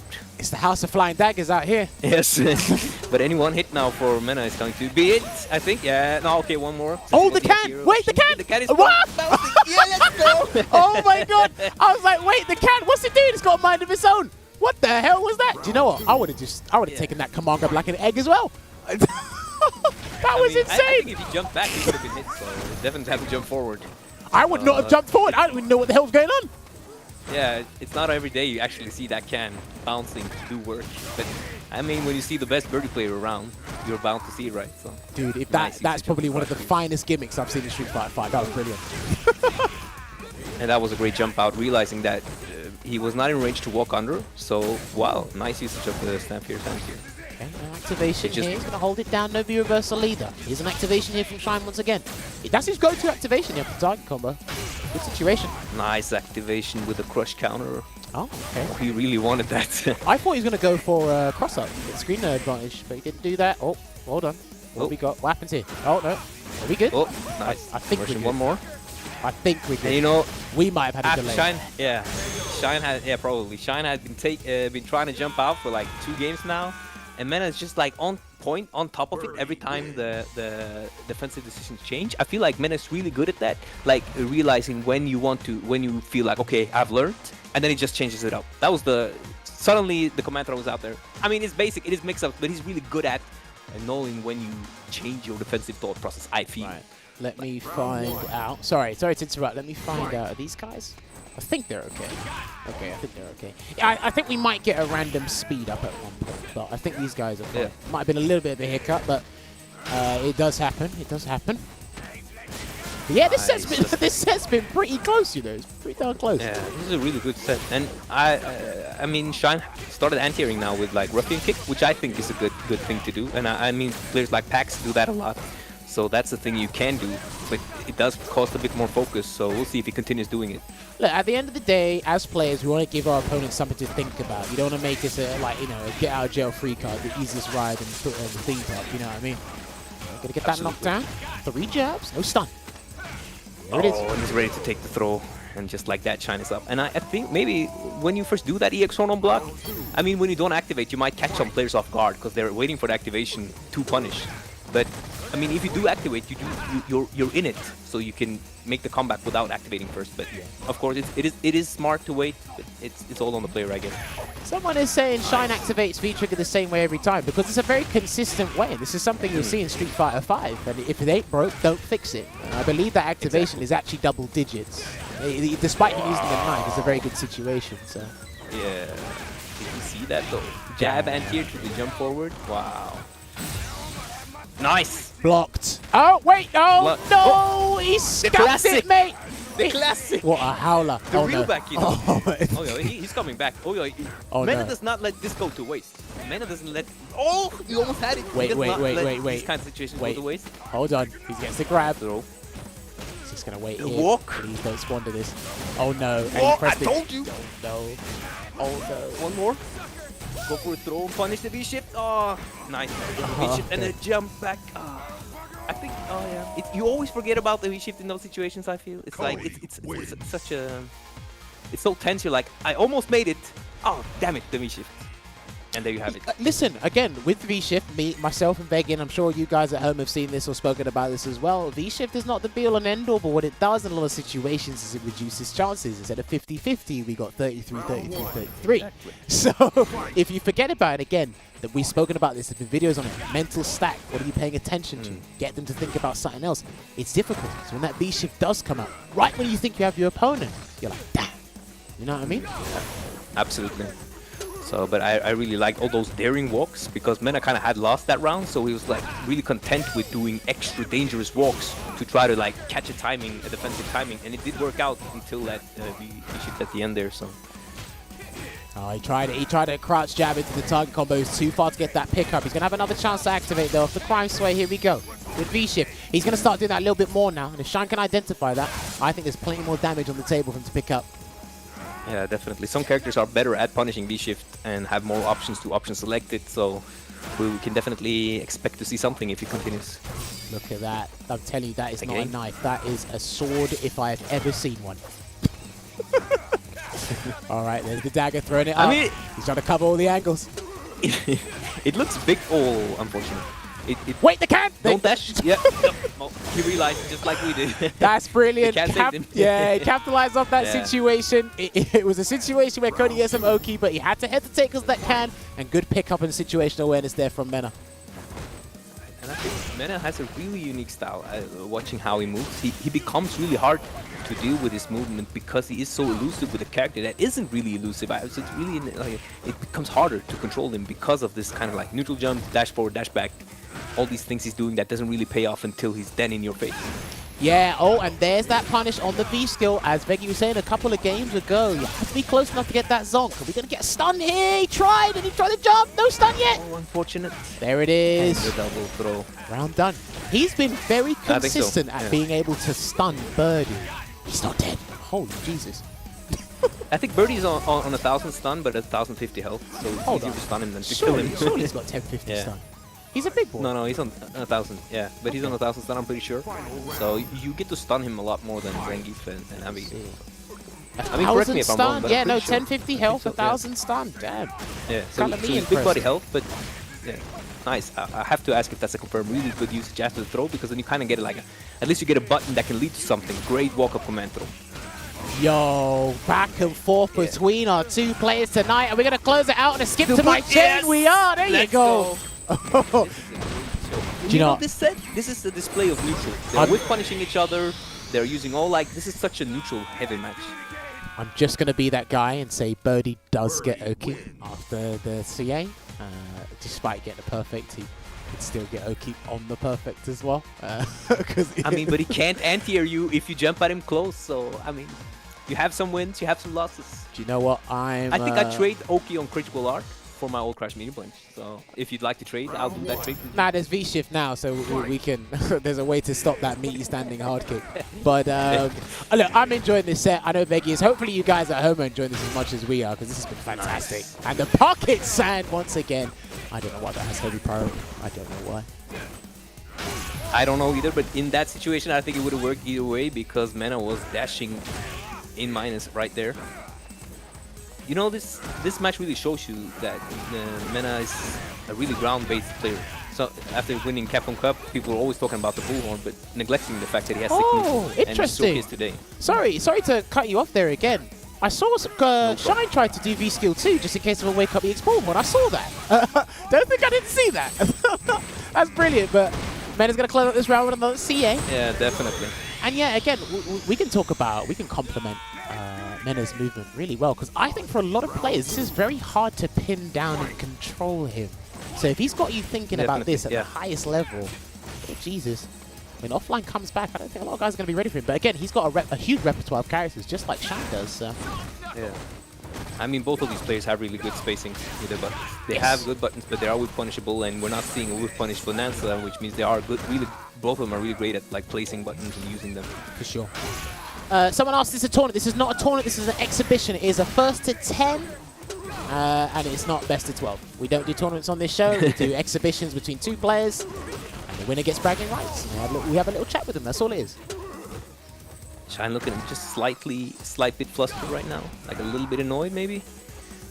Taking time. We'll see, he needs to activate V-Trigger. Now. Yeah, he's trying to activate V-Trigger. Let's go. Yeah. Oh, he walks back. Nice lovely. walk back. Beautiful walk back and a jab buffer into almost dead. Got Not ready for the him. low chain, though. That's such a classical. But you know, when you get used to this matchup, you'll start looking for that and jump it on reaction. So it's definitely a thing that you could put mental stack into to punish. So Do you know what? For me, looking at it objectively, because I'm not a birdie player. Now, Mena didn't have any meter there, and he just like arbitrarily threw out the chain. If you did have meter, you were thinking about a random EX ball head, which you're going to be stand blocking anyway. And if you're trying to walk back, then that's when the low chain catches you. Every so often, I think Mena should just throw it out there just in case, just to keep Shine on his toes. It might be even better if he does that when Shine has a bar. He might even throw some neutral jumps in there just in case, because Shine might want to take the fight to him with EX Zonk. There's a lot of things to think about here. I can sit here and look at this from a commentary standpoint all day. That's why I don't play. For what Shine has to deal with? This is nuts. you entered this weekend though, didn't you? I did. As not as a commentator, as a player. Yeah. That's good. Do more of that. Yeah, maybe not. Okay, I'm not gonna even ask. Alright, good damage there into The Little damage. Ruffian, and he stopped it. You can do that. If you can chain your lights or even have a target combo like Cody does, you can stop Wake Up EX Bullhorn. Lovely counter there from Shine. Shows the combo again. Throw. And cancel. And he was able to pull out the knife in his face. Man drew for the shank in his face. What? It's an all great usage of Sam. Medium kick there. Yeah, he did. I think that's something he has been. There's some setup in the block stream where he can definitely be plus and set it up. Nice. Alright, there you go. Gets a command grab. He might start using them a little bit more. He's 2 games up in this set, so I wouldn't be surprised. He's going to be a little bit more wild. Oh, okay. They both had the same idea with the throw tech. And it's going to be good. Right, the choice here is he going to V-shift that hard kick? Is Mena going to read it? Or is he going to take it and try and activate V-trigger? He blocks it. Ooh. And he backdashed afterwards. Damn. That was great, because it's really hard to convert after when you don't have bar. You have to go directly into EX Bullhead from like a stand light kick. Since you only get 1 light and then a medium that only combo, so on a counter it. So if you do backdash, you're kind of safe from a lot of options, unless they're doing like hard reads. For sure. I definitely agree with you there. And the Dolphin Dive catches the standing hard punch. You can't dash after that. Good situational awareness. Oh, hold on. He's still got 2 bars to work with. If a Zonk hits him, that's the game. Alright, blocks that. Nice, but he gets to block it. I think he's just abused stand medium kick. I think he should just press stand medium kick from there. I think he should just press stand medium kick. I mean, you know, that could have, in a different scenario, maybe adhered, and that would have been very salt-inducing, I would have guessed. But it didn't work out. Worked out for Mena in that situation. Very good. Alright, well, again, Mena's trying to make this 8-5. Shine's might have reduced he's trying to reduce the deficit here, make it 7-6. Let's see what happens. Alright, there's a sweep. He's brought that out every so often now. I haven't actually seen Shine consistently punish those. It's because he's been trying to do something. And you as a player can reduce the amount of times you can get crush counted in a match. So Definitely. So it is definitely punishable on block as well. So okay, he just did it there. Nice. Spacing. I mean, looking at health, it's in Shine's favor, but I think they're both like 1 hit away from winning right now, or 1.5. Let's call it 1.5. They're really good position, both of them right now. If Mena gets a medium punch on a hit here, yeah, right. If he gets a medium punch now, he'll be in guess for game basically. Yeah, and if he gets the stand fierce, he has the game. So it's a really good position right now for both players still, especially now the bar is out. Okay, he wanted to get rid of the knife, so I guess he wanted access to VMe as soon as possible since nothing was happening. Gets the punish. I think he should have done medium ruffian there. That would have killed, but he got the round anyway. So regardless of what I was going to say, coming back. Yeah. Regardless of what I was going to say, he got it. So that's pretty fine there. Yeah. Might be just making sure that his punish is not blocked, and maybe there's a range. Like this kind of insecurities that might come after having some punishes blocked as we had earlier might be the reason for going into the Zonk instead. So. Yeah, for sure. And I noticed we have over 2,000 viewers locked in. Shout out to everyone that's tuned in right now. Much appreciated, as always. Great at tier. There's a sweep again. Oh, Nice anti-air command throws. Those are the best. Yeah. Anti-air command throws. Those are those we like to see. Hey, listen, kudos the best at doing that. Yeah. Nice. Misses a bit. All right, neutral jumps. The neutral jump shimmy. He did the Venom. The Season 1 Venom. Well, I mean, it works. Just one more hit, I think. Yeah, definitely. I mean, if you have the read, it's a good read. All right, just looking one more, good. I guess. Oh, I thought he was going to build the bar for CA or something. Didn't get it in time. Spend it there, and I love that. Listen, I'm telling you, this is crazy. 3 lights? A lot of people don't actually respect that from Cody. When he's got you in the corner, he can actually just do 3 lights, and you think he's going to go for throw. But like his staggered light pressure in the corner is phenomenal. Yeah, definitely. Man, I was not believing in that. But it's to put him in the corner himself. No whiff punish ready for the crouch grab. So, I mean, every button almost from Cody is whiff punishable for Birdie. It's just about being ready. Yeah, but it's like they're good buffers. Some of them are crush counters. Then you got to think about the zonk. You got to think twice about some of these things, man. All right, straight to the corner again. That is amazing speed going. Can activate V-trigger and the V-reversal. I like that. I like that. Yeah, I really like that too. Why do you like that, Jammerz? Because of the grade damage, and it kept him in the corner. And I think that's probably the best answer Cody has, given that he'll get the V-meter back. So. Well, that was a read on the V-shift instead of like delayed throw. Well, thing is just did like a roll stand fierce. He challenged there. I think that's the first time he's challenged. Oh, okay, that's interesting. I think Shine might have to go back to playing frame tight there. I saw something where before that crouching medium punch with the knife was annoying Mena a fair bit, and he took the risk. He challenged, he got out, but Shine made a comeback here. 7 apiece. Now, the close set. It's versus 3. That's true. So if it becomes 9-9 and it's the first to 1, can then they say you wouldn't beat me in the first to 10? You only beat me in the first to 1? Is that how we say it? Is that how we play it? Is that the new meta? Is that the mind games? Is that the new meta? Is 9-9 is a draw? Is that the 9 Galaxy mind games now? Yeah. When it's 9-9, it's like, hang on, you only beat me first to 1. You would beat me first to 10, would you? Oh, damn. Hit him with that. I'm very like interested in all these dashes not being checked, because they are definitely checkable. Definitely something to ask about later. This corner control is too good right now. Well, yeah, there's not much Cody can do here. He tried to dash, he overextended, and he put himself in the corner himself. Damn, bad choice there from Mena. That's a big mistake. We're seeing EX song with punish, great, and he has the powered up version. Look at the red life. That's brilliant. 1 EX with look at the red life, Jammerz. You make that sound like a chorus in a song. Look at the red life. That's what it sounded like to me. See the red light? Sorry, that was crazy. Oh great, that's season 4 that everyone got hit by, because you know when you see a bullhorn block, you're about to punish, but you forget that you can cancel the bullhorn into the low chain, and that's true block string as far as I remember. At least it will be the up to a 3 frame, so yeah, it's all that knowledge check right now. All right, let's see how this goes here. Mena 1 up here. Again, this is a big game because it's a turning point, because there's someone will get the lead in this one. Gets the Bull Revenger, dashes up. That's the one you do get frame advantage from the regular versions of the EX. Yes, exactly. So you're in range for a command throw and a stand light kick, but no 2 taps most of the time, depending on the hurt box of the opponent, of course. Tries to jump out of the corner. Gets a jab. He's still here. Let's see how Mena's going to worm his way out of this one. He might get an EX move here. Try and clip it, but Shine's keeping him in the corner. There it is. Oh, great. Wait, just wait a bit, because eventually you're going to, like, you have to do something. So great timing right there. Nice block.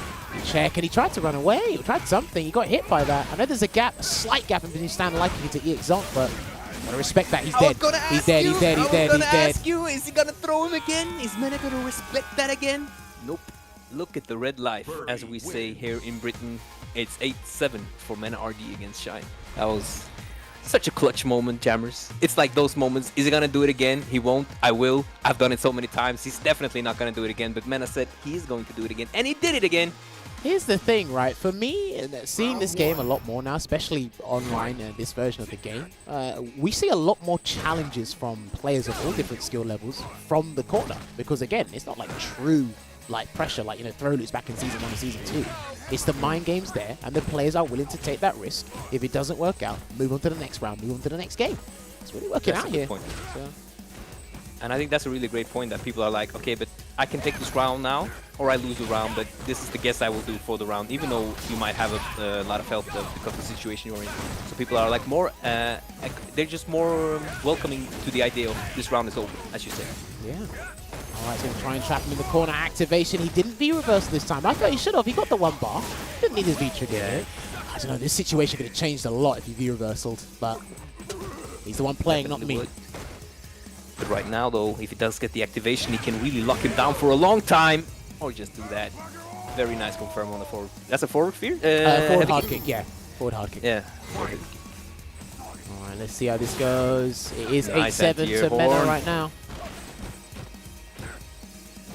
Couch fears? No, just with punish. One more. Oh! Wait, what? Is that a thing? Wait, is that a thing? I mean, it's not reaction. That's a high commitment, but it's definitely very good if it does work out. And it did work out, because that was for stun as well. That was crazy. He did the Kami shimmy. He did the hurricane. Wow. I've never seen that before, but it will all be made irrelevant if Shine manages to come back the accidental. He got him. He got him. Sometimes it happens. You miss your meaty. Your opponent was going to commit that delayed back throw. It worked out. Mena's looking to run away with this one. They definitely spoke about being back thrown in the corner because of their connection earlier, so that's a fun little scenario to have at the end of the set. I really want to see 8-8, 9-9, and then 10-9 to either player. This is such a good set. He's locked down in the corner now. Oh, yeah, that trade worked in his favor. Oh, come on, delay. He's going to do another one. No, he's beating him. Oh, man, he's looking like he's beat 9-7. It's going to be potential set point here for MenaRD. Bandits. Damn. Do you know what? He was a bandit because he stole his health bar, but he didn't He steal definitely did. Listen, he didn't steal any of his resources. He only just stole the thing that mattered most. It was the health bar. And he's running away with it. 9-7 here, Veggey. One more game. I think Shine is coming back. At least one game. You want to call it? Because this has been so... I want to call at least one game for Shine now. Because it's been too close for it to run away to a 10-7. This is... I mean, these are the kinds of games you want to watch until the end of times. Great spacing, great use of chill buttons from both players. I really like watching both of these. Great stuff. Nice conversion. I'm very surprised no one changed throughout this set, yeah? They stayed locked in with this V system and these characters as well. That anti-air jab though! One more for the stun! Would the back throw have done it? Oh, do you know what? It's irrelevant. I thought the back throw and the tug combo would have stunned him, but he's got it here, misses the crime sway unfortunately. Gets that grab.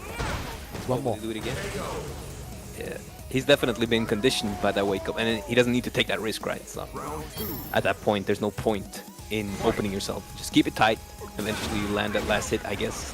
I don't know. Somewhere in this world, someone's going to lose a lot of channel points if Shine doesn't come back. I feel sorry for that person who's going to lose a lot of channel points. That back throw! Crush counter. No. This is not looking good. No. No. Come on, grab. Man throw, yeah, there it is. He's got a chance to do another one. What's it going to be? There it is! Stun. I think he's dead. Yeah, I think he's dead plus a lot. Yeah. Okay, not a lot, but yeah. But can you handle this? This is on match point. Ladies and germs, Mena might take this set here. Let's see what happens. Has Shine got any mental stamina left in the tank? Oh, he's really abusing that. This is his match point and not Shine's. As you can see, Shine is not ready to check. Yeah, Dolphin dive. One more for the people. He's feeling it. He's really feeling it. One more. He's going to do it again. Yeah, he's going to do it again. He's finished. I think that's a wrap. He's done. Nah, he's going to do it one more time. Ah! Oh, he had it. Oh, he had it. Wait. Now is the chance to make a comeback. Listen, there's a start of something new. Do not V-shift again. Please, if you're a smart man, don't V-shift again. Thank you.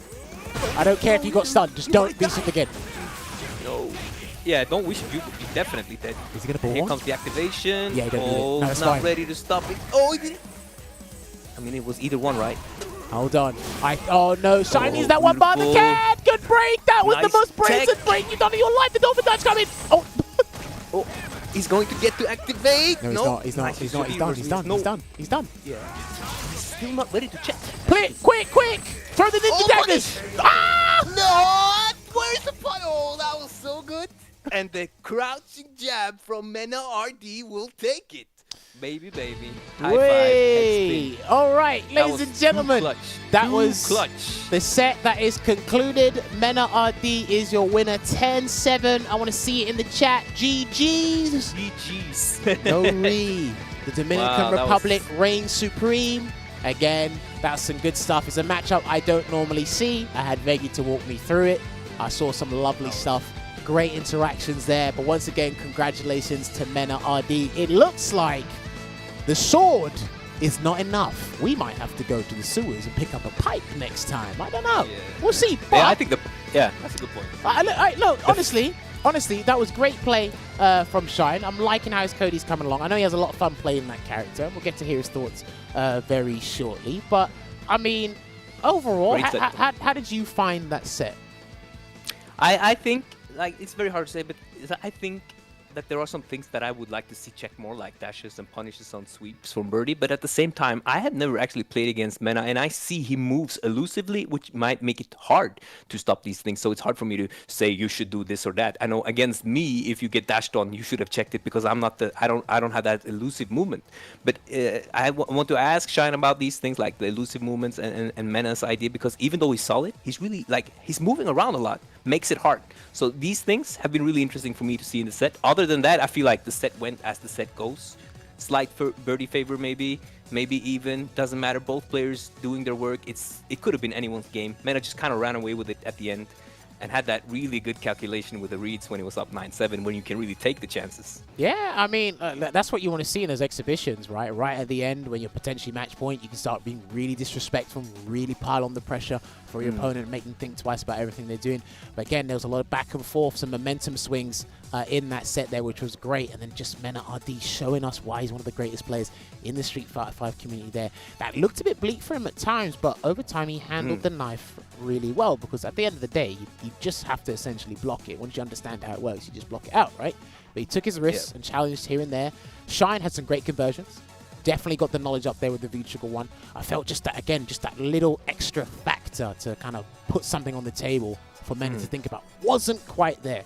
Despite him and his ability as a player, there's something SF5-ish wasn't there to like really have Mena on his toes, you know? He was just being really elusive and doing that great stuff in the neutral. But enough about us analyzing, because me and Veggey can sit here and do all this all day, right? But we need to bring these guys back into the call and have their thoughts and make you guys hear their thoughts regarding that. So, Richard, Stream Team, are the guys ready to have a little chat with us? All right, let's go. Bring them back into the call, and we're going to have a little bit of a talk regarding that exhibition, and then we're going to ask them their opinions on Street Fighter 5 and things moving forward. So, have I got the gentleman here? Shine, Mena, can you guys hear me again? Yep. All right, there's one. Hear you. And then we got Mena. That's a radio voice. That's a radio voice. At least we got a radio voice, at least. So. Yeah, right. Is Mena there? Or has he disappeared? Yeah, I'm here. Ah, there we go. Mena's here. Perfect. All right, Mena, congratulations for winning that set. 10-7 there. That was pretty interesting. Thank you, bro. That's a matchup Good games, Sean. Good games. Yo, GG's, bro. that was pretty interesting. GG's. And obviously, Shine, the last time I saw your Cody, it was still developing, but I am loving the potential I see in that Cody. So I'm going to ask you a couple of things, how you feel about Cody and that V-Trigger one in a minute. But I know Veggey's itching to ask something for Mena, so I'll let you fire away with the post-analysis questions there. Go for it. Yeah, you know, Mena, in this set, you show us that even though you are like a very methodical, slow approach player, you still move around a lot in these.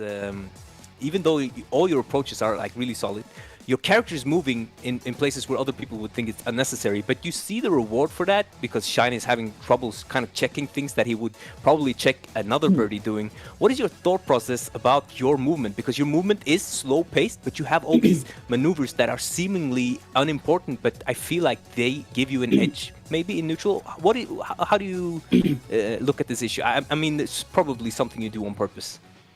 Actually, the thing is, my gameplay, like, I can adapt to what the player is doing. So Shine is a very slow and methodical player. He likes to play it safe, and when I see that, then I can take more risk, you know, because he has to stop what I'm trying to do, and if I do a lot of things, eventually he won't be able to stop everything. So, like, versus the Can, his approach was the fireball to stop me from getting in, but he wasn't trying to actively punish it. Then if he tries to actively punish him, then I can stop his approach. So I was just adapting to the way that Sean plays, especially not like against Birdie, but as he plays as a player in general. And in the first to 10, you have to be able to see what the player is doing, because he's gonna download what you're doing, and if you don't change it, if you don't adapt to what he's doing, then you're gonna get downloaded and you're gonna die for that. Like one time he punished my can with EX Sunk, but there's a certain distance that I can backdash, and he has to either follow me and risk getting punished with Bullhead, or just play it safe. And because he's safe, I have used the backdashes with the can and the dashes, of course. Interesting. That was very interesting. Shine, I've got a question for you. You stuck with V-Trigger 1 throughout the entire set. Your thoughts on the underrepresented V-Trigger 1 with Cody? I mean, is that something that more people will use long term? Are you just having fun with it? Because I feel it's just not SF5 enough, as probably you and Mena already know that. But why do you pick Cody's V-Trigger 1? I mean, I originally picked it because I'm lazy and I can't hit home runs. Are you serious? Yeah, I mean, I can't hit home runs. But like I saw, I mean, what like inspired me to even try the character, because honestly, I never really played Cody because I thought the V-Trigger 2 was honestly necessary, and I couldn't hit home runs, so I never tried him. But like I saw Punk playing him a lot, and I was like, you know, this is how I imagined this V-Trigger would work, and it looked pretty good to me. And I like tried it out, and things got kind of out of control, and I'm here like five months later still playing Cody. So I think it's really, I also think that it's just actually a really good V-Trigger. I think it's just overshadowed by like V-Trigger 2, but I think V-Trigger 2 has its flaws, especially with the V-Shift system now, but I think it has its flaws even before that. And I think that a lot of people just kind of see the robbery, the setups, the command grabs, but like, you know, when I watch a lot of Cody players play, a lot of the time it doesn't even get started. It doesn't even get to that point on good players. I think the knife just offers a lot more like stability overall. But that's just me. That's like a very unpopular opinion. But I think the knife is really good. Listen, an unpopular opinion is still an opinion. I just feel it's V-Triggers like Cody's V-Trigger 1, you know, Birdie's V-Trigger 2 as Mena uses, you know, Chun-Li's V-Trigger 2. I think they're only as good as the player and your fundamentals and your understanding of the game, which is why we saw a lot out of that. There's some combos and stuff I've never seen with Cody's V-Trigger 1 that you showcased today. So that's some really good stuff. Is Cody a definitive pick in the Shine roster, or is this just like, I'm having fun now, but when CPT comes back, it'll just be, you know, the Ibuki and the Jury? I think with my characters, I don't really. I'm not gonna lie to you. I don't know what the hell I'm doing this season. No, I mean, look, the state of Ibuki, I can understand that. You know, Shan had his opinions last week on the character, along with Seth as well. And again, I think more Ibuki players do need to speak up. The only one I really hear about is when Femi, like an F-word talking about Ibuki, but he's not actively playing as much as you guys. But you guys need to speak up and hear it. So I'm just very curious about, you know, Shine's roster in general. So, I mean, she's good. Yeah, she's good. I still play her. It's so like right now it's kind of just Ibuki and friends. Like I got a Jury and every now and then as well. Okay. So no, fair enough. I mean, you can shape it up, and I like watching the most of your characters. I know you got a little bit of a Zeku going on there, but I mean, Mena, let me direct the question at you, because I know you've been using a plethora of characters recently, and I think you had an interview with Logan. I think it was last year at some point. You said you pick characters based on players and try to counter them. Are you still sticking with that philosophy, or are you going to lock into like 2 or 3 characters? What's the MenaRD roster this season? Because Birdie became more relevant matchup-wise, like now against the top tiers, let's say Cammy, Urian, Balrog, he does good. Then now I'm going to change my playstyle to play in Birdie in all the matchups that I can. But all the other bad matchups, then I'm going to corner pick. It's not going to be I'm going to try to corner pick every single match. It's just the matchups that I can't pick Birdie, I'm going to pick the best option that I think is going to help me win. But if I can't play Birdie, I will. Fair enough. That's, I like that answer. Wise words from a Capcom Cup champion. I mean, Veggey, please fire away some questions if you got any. Yeah, you know, Shine, we were speaking about the V-Triggers with Cody earlier, and you said you could stick with Cody because you play V-Trigger 1, but do you think that if you're going to main Cody, that you kind of have to, like, eventually, like, just go through the pains or the learning pains of V-Trigger 2, or do you have you got this philosophy now that you can actually play Cody at the highest level only using V-Trigger 1? I think if you want to play him optimally, I think you should learn how to use both. I'm probably not going to do that because I'm like, if I'm gonna invest all that time, I'm just gonna invest in a different character. But I mean, I do know how to use V-Trigger 2 a little bit, but my home runs is extra shaky. But like certain matchups, I think is definitely better. Like when you really need that explosive potential. But to be honest, I don't really, even in those matchups, I don't really miss it too much because like I don't like having like a command grab in this game. Like I could do it in Street Fighter 4. I don't like having a command grab in this game. I don't like having that option. Because then when it gets jumped, I feel awful when my command grabs come in. Listen, I mean, do you know what? Let's kind of spin it on its head there and ask Mena. Do you feel the same way about command grab, despite using command grab characters, or are you just? No, actually, I see it as a win. There's something that I'll tell Shine right now. Like I think V-Trigger 2 is better for Birdie and characters that don't have a reversal because you make them guess, right? But there's something about the grappler mentality that you need to know if you want to use it. Is that if you miss a command grab, even if you're gonna eat a punish, even if it's gonna be rough, it gives you information. That means the player is moving, the player is scared. So every time I miss a command grab, I'm like, all right, I know you move now, you know? So it's not a lose entirely. It's just, okay, you guessed right this time, but now I know you're moving and I can condition you by punishing all the times you're moving and try to go for command grab again. So even if you miss the command grab, it's still a win. Interesting. Yeah, please. I mean, yeah, it's just with Koi's command grab, it's a little different. Maybe a character that had a bit more range, but with Koi's command grab, you gotta either be point blank, and like it makes a lot of your command grabs very telegraphed unless you like specifically set it up. So it's a little bit weird. Like with Birdie in the corner, like you can walk back and forth and you can walk forward command grab. Geef, you can like walk forward command grab. Like Cody doesn't really have that option. Like if I have to walk forward a lot and you're either gonna press a button or you specifically know that like something is coming. Well, I mean, because your command grab or Cody's command grab can potentially do 300 stun and you get Oki after it. Obviously, Bodhi's one's a bit different. Yeah, well, anywhere on the screen if you land it. Bodhi's command grab is a little bit different. So I do understand the pros and cons of that, but I mean, it was great advice and great mentality from Mena. Regardless, Mena, I've got another question for you as well, because obviously you are known to be the best Birdie around.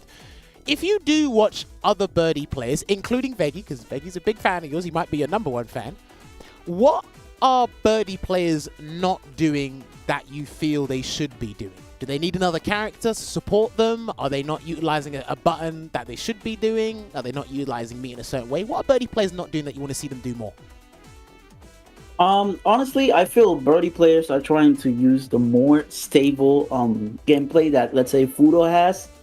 And Veggey has always played like this, but like after Fudo picked up Birdie, you gotta realize Fudo is picking him for matchups that specifically require him to play defensively because he's very good at it. Matchups that he needs to scramble, he will pick Miko or other character. But you don't need to play defensively with Birdie every single matchups, because some matchups you have to go in, you have to take the risk, you have to abuse that you have more health, more stun, and if you put people in the coin toss, in the risk and reward game, usually it's in your favor. So you can take more risk and win in just 1 or 2 hits. That's something that's a win condition that you have with Birdie. Some matchups, you just have to play like that. If you try to play defensively every single matchup, then they're gonna rush in and kill you, like let's say Cammy. Sometimes, even if you control her, you have to close the range and try to play it out like that when she has EX, let's say. Because if you stay defensively, she's gonna get in that range of dive kick and make you guess. That's something that I want to see more Birdie players do.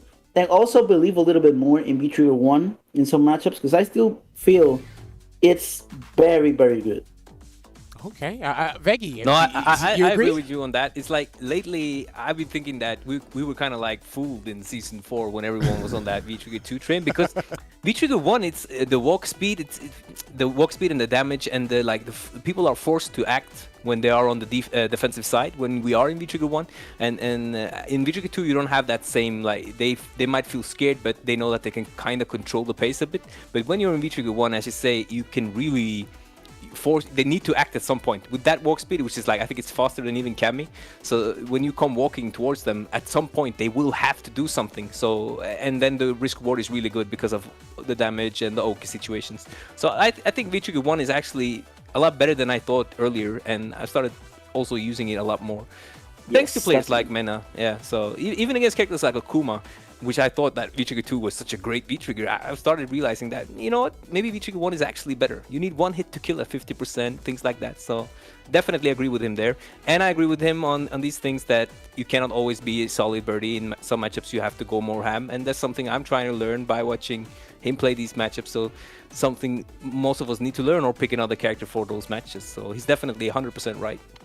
Cool. I mean, hey, I give him that. Hey, listen, I had to ask the question because I got to ask these champions. I got to get free advice. You might see me enter a tournament just picking birdie, and I got MenaRD's advice for free. So hold you got Veggey. Veggey is very good. But right, Veggey, have you got any more questions before I ask him the universal question? I have a very good question for Shine, because you know Shine's region was stacked last year, and now it's extra stacked, and Shine got second place in CPT. Are you discouraged a bit that it's become even harder, or are you more ready for your CPT this year? I mean, you were almost qualifying, and now you just got even more work to do. Is this something that gives you more like motivation, or are you like, yeah, I'm not gonna say the words, so you know which words. Yeah, nah, not really. I mean, it's no one that I'm like not familiar with. It's, you know, it's everyone that normally enters NLBC. I'm pretty familiar with them. Like, I'm not discouraged because of the players. If anything, this is just I don't really have like a stake in characters right now, so I'm just kind of trying to figure that out first and foremost. But I mean, you know, they're all really good, and I'm like, I kind of like that there's more players in this region, because I think it just makes everything kind of like more fun. Like, it's obviously not going to be fun, you know, post defeat. But like, you know, it's exciting to have something to like really train for, because like a lot with this whole pandemic situation, a lot of that is kind of like missing. It's very hard to kind of keep that fire, but like with so many like really good players, it makes you like really want to like practice and train for it. Yeah, for sure. I mean, I remember speaking to Big Bird and GTR about this, Luffy and Ryan, problem with Phenom. It's like, again, for you top level players or extremely strong players, it must be hard at times to stay motivated, and you know your motivation levels do fluctuate. Sometimes you don't want to play the game, and other times you're like, yeah, I'm raring to go. Maybe after this weekend with the Red Bull Kumite, we might see a huge resurgence in everyone just wanting to play the game again, because we've just had, or we're going to have, international competition. I know it's still a bit locked in, but we're still going to have that regardless. It's going to be good action. Hopefully everyone here is going to watch it. But now it's time for my universal question. Shine, Mena, I ask this to everyone because I like hearing different opinions. I've heard people say make Urian's second hit of his crouching half punch not cancelable, change the V triggers, add additional jump scaling. But I want to start with Shine first. If there's one thing you can change about the current version of Street Fighter V, what would it be? A character, a system mechanic, a V skill, anything. What would you change, Shine?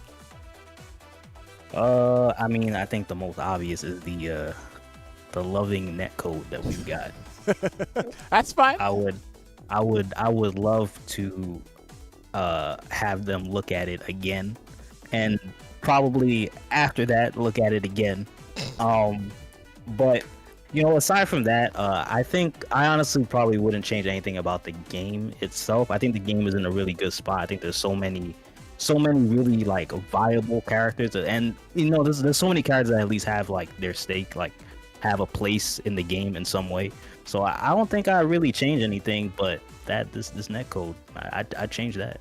Okay, I mean, something that people probably don't consider is it might be too late for the developers to do something, a complete rehaul on the netcode, and they might have to save it for the next Street Fighter game. I don't know. I'm just talking out my ass at this. I could just be talking out my ass at this point, but it's like, we're at home. We wanted all the developers to change their netcode and do it immediately, but they might have missed their chance to do that. I don't know, but please. I mean, I count it as a win that they at least listened and they looked at it, you know. So It would be nice if they look at it again, but I definitely, after screaming to the void for so many years, I'm definitely thankful that they at least looked at it, you know? Yeah, of course. Yeah. Okay, fair play. And Mena, if there's something you could change about Street Fighter 5, whether it be netcode, a V-skill, a character, V-shift, what would it be?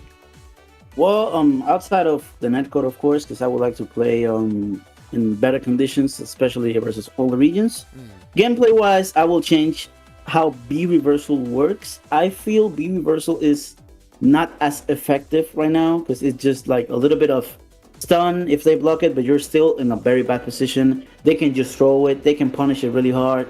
So I don't really like how weak B reversal is, and I will really love if they will force you to also spend a resource. Like if I spend my resources to use B reversal, that you will have to spend a resource to punish my B reversal. Let's say having to use B shift or having to use EX meter, but not just throw it. You know, it's very unfair that I use a bar to defend myself and you can just throw it, you can just punish it. Like it's not really as effective. You can B trigger activate. I can't really do B reversal. So I would like if to punish B reversal, you will have to spend B shift or a resource. Do you know what? I can kind of agree with that. One thing I will say to counter that is V-reversals were extremely effective in Season 1. This is before you blew up in the Street Fighter community in general. I don't know if you were playing the game back in 2016. They were pretty effective. Mika could V-reversal and she could get Oki after a V-reversal. A lot of the V-reversals made Bison's toolset obsolete. So you could actually V-reversal with standing hard kick and you never used it. It's Season 2 when they slowed them all down. But for the most part, I do agree with you because, again, in a lot of situations, they do seem pretty obsolete and you feel very pointless because at the time what you're doing is you're reducing stun but still leaving yourself in a bad position. So if they do throw you, you've kind of turned a 200 stun situation into a 70 stun situation, but you've lost the one bar. So yeah, like if they could rebound, even as how B shift works, maybe like you can normal and cancel to B shift just to help characters like Bison, but still, he will have to spend a resource to punish it, not just throw it. And also, I don't want them to buff B reversal, turning it into an offensive option like Mika, like knocking you down and getting a turn. No. Just having to do a little bit more to punish my defensive option. Okay. No, I mean, are we all in agreement with that? Veggey, Shine, do you agree with that? I like it because I think reversals, I mean, they are like, they're not, you get thrown as he says, you get blocked and you're still taking the mix up. They're not really, unless you're Cammy, they're not really doing that much most of the time. You're just actually just reducing your stun and they're continuing and you don't have your comeback factor. So it would be actually nice to require some more resources to punish it. But the Oki part was not good. Mika getting Oki after reversing that, so definitely agree on that. I don't miss Season 1 where half the cast got Oki off their review. Yeah, that was terrible. That was terrible. But yeah. I mean, I could definitely agree with MenaRD in terms of that. I just want them to feel a little bit more effective in quite a number of situations. I probably wouldn't go that far with it, but I would, if anything, I would probably say V-reversal should probably push back more on block, because more than half the time a character will string you up and then they don't even punish the V-reversal and they're still in like super close to you, like point blank. They just walk up and now you're in the same mix-up. Your stun is just a little lower. Yeah, I think it's I think they reduced the pushback on Cody's V-reversal because that pushed back fairly far. Mika's V-reversal block goes pretty far. I think Abigail's does as well. I can't quite remember. Some characters got it, but it's like others don't really, and it's a very awkward situation. But again, they want this to remain a highly offensive game. Obviously, some of the offensive things have been neutered down a fair bit, but it's like sometimes I do feel like your V-reversal is completely obsolete. So it's good that Mena really brought that up. I really appreciate that. It was a good idea, the reversal. I just think they're scared of it being too strong, and I probably maybe because of what happened in Season 1. It's hard to say, but it's a mechanic. It's hard to balance, I guess, because people will always have their sense. Yeah. Were you gonna say something, Shine? No, I think they're pretty good right now. They could just maybe just use a little bit more, like what I said. But I think actually reversals are pretty good for like, you know, what they're used for. Like I don't know how I'd survive Laura without a V reversal. That's a good point. Well, no, fair. And I mean, look, we see guys like Idom using V reversals offensively as well, especially in the corner. But I guess some people just want it to be used a little bit more liberally, maybe against some mediums or something like that. Because again, look, if you, it's weird because if you change the V reversals, you might nullify a lot of characters' toolsets in general. Because it's like, oh, one bar I don't have to do with any mix-up, we'll go back to neutral, and you're already losing there. And it's like, if you don't, then it's just like, some characters do get steamrolled. Because again, I think the number one character I feel that relies on V-Reversal more than anyone is Dhalsim. Because he doesn't really have anything else to do outside these extravagant defensive option selects with Air Gale. Other than that, he relies on the V-Reversal. So maybe they could do something, because there's still, I think, 1 or 2 more balance changes scheduled along the way once the characters have been released. So I think it was on the road. I do think the game is in its best state right now, though. I think the game is actually amazing right now. Yeah, it's so good. Yeah, I like it too. Hey, listen, So I think we're all finding it fun. It's just obviously we're playing it under strict conditions, which kind of limit that fun. So that's I mean, Street Fighter. Yeah, it's never been as good as now. I think Street Fighter 5. It's really enjoyable to play. There are many different characters for different. Yeah. Listen, there's just a lot of conflicting elements right now. But again, surely sooner rather than later, hopefully we'll go back to some sort of normality. We will be playing offline again. Fingers crossed. But gentlemen, I think that's just about it. Unless Veggey, you've got any questions you want to ask them before we leave? I'd like to thank them, as always, for their joining us here with their awesome, beautiful pictures, making this look like almost like a fashion show. Thanks a lot for coming, and it was a great set. You're the best looking here, so thank you. Oh, no. See, you know, that's the second person that said that. It's Punk. And that's Mena. We're getting somewhere. We're getting somewhere. I just want to give a thank you to Capcom. Thank you to Visual Platform, to you guys, the commentators, Jammerz Veggey, for the hard work. Thank you to Shine for the set.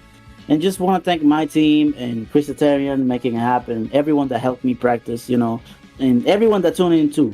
So thank you guys for real. Yeah, much appreciated for that. Kind words from MenaRD. There you see their socials are on there. They both stream, they both play. I know Shine was up late streaming an RPG that probably kept him up longer than it should have, but make sure you follow him on the socials right there. And once again, thank you very much to the players for taking time out of their day to play us, to play that set on Capcom Fighters. I probably should give Shine a list of games to probably try and recommend later on. We'll see. I'll message him later. Right, listen, I know Shine likes his RPGs and his single-player games, so I'll give him some things to entertain himself while he's not playing Street Fighter. But right, gentlemen, that is just about it. We got to finish closing out the show, so if you want to leave the Discord call and go about your day, thank you once again for joining us, and I'll speak to you guys very soon. So thank you very much once again to Shine and MenaRD. God bless. All right, Take care, guys, and stay safe. All right. Stay safe. So, Veggey, that Great set, Jammerz. I think That filled my belly.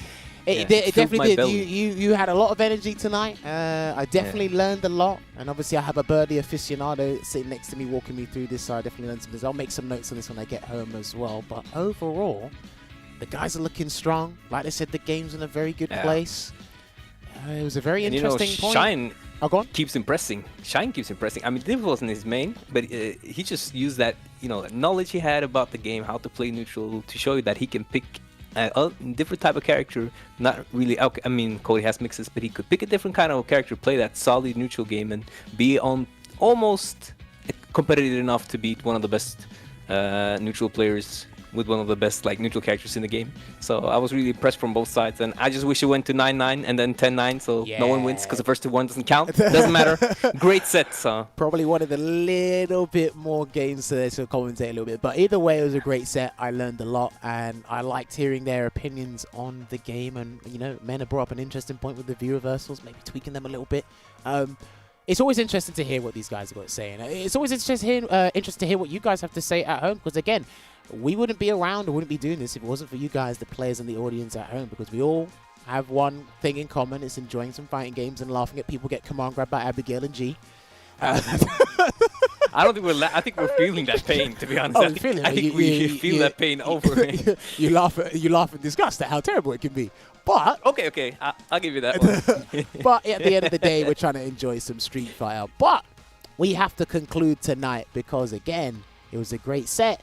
But we got to move on, and there's more action on the way this week. Richard, can you pull up Damascus's graphic if that's possible, so the people can see? Ladies and gentlemen, the Red Bull Kumite invitees are in the country. And what's happening is a lot of first to 10s, first to 7s exhibitions are happening around the clock. Wanted is having a Red Bull Kumite special. One of the talent on board, Damascus, is making all of the Wanted champions go up against some of the sets. Some of the invitees.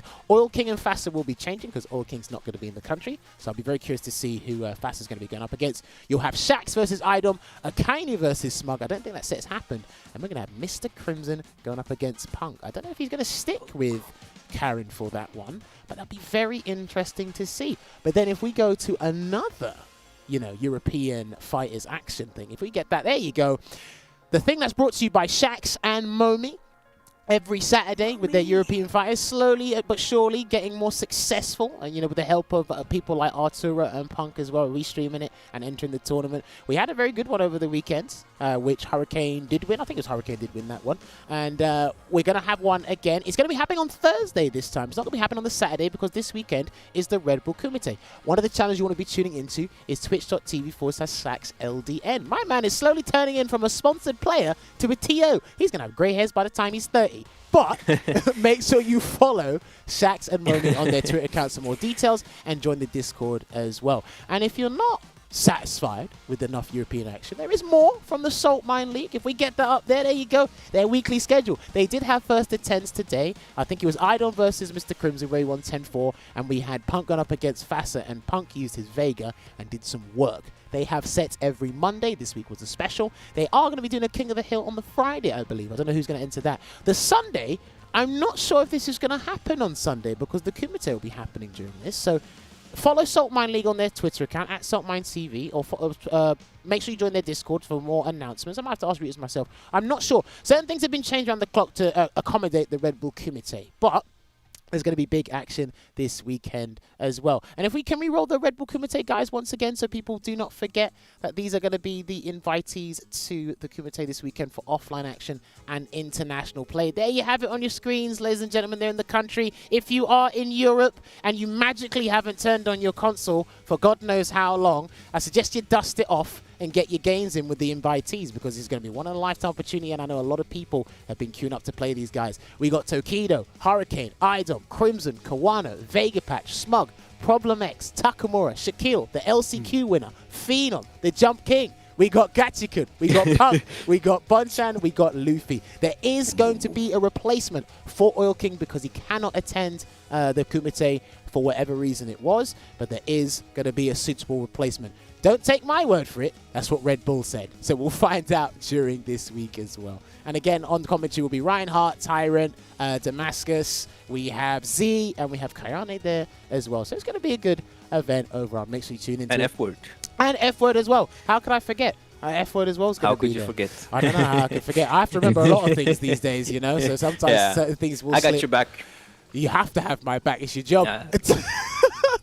But that is going to be it from us tonight. But before we leave, Veggey, the floor is yours. I know Cammy's winning all the tournaments. Oh, good. Wait, I forgot now. I know Cammy's winning all the tournaments, but don't forget about Dalsim. And I'm your favorite Brit, Veggey. Jammerz is going to send me a book, How to be a Brit, so I'll be even more favorited by you guys. I'm going to find that book and I'm going to send it to him. I made that word, yeah. I'm going to find that book. Thanks for the day. Don't forget, there's more CPT action happening this weekend as well. I think it'll be happening. One more thing. Sorry, European Fighters is running on Thursday this weekend, actually, instead of Saturday. That's what I said, yeah. Oh, you did say that. I did say that. It's on a Thursday. Don't worry. Make sure you follow Shax and Momi to find out more details regarding that. Just trying to be a hero, how it is. Or you play Bird, they'll try to be heroes until the command grab whiffs. But that's completely fine. Right. We got to love you and leave you. We're going to get the next episode of Set sorted, so we'll see you next Monday. But until then, stay safe. Keep enjoying some Street Fighter. We'll see you at the Kumite. Take care.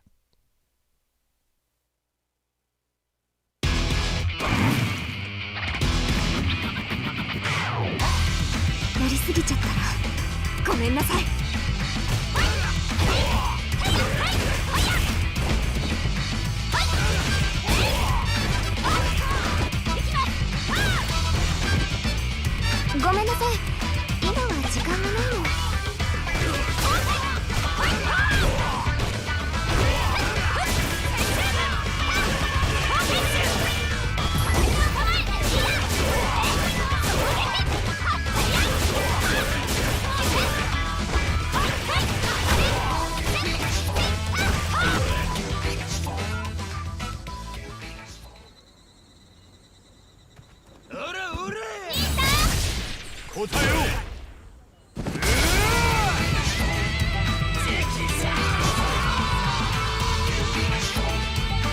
任務は果たしたぜ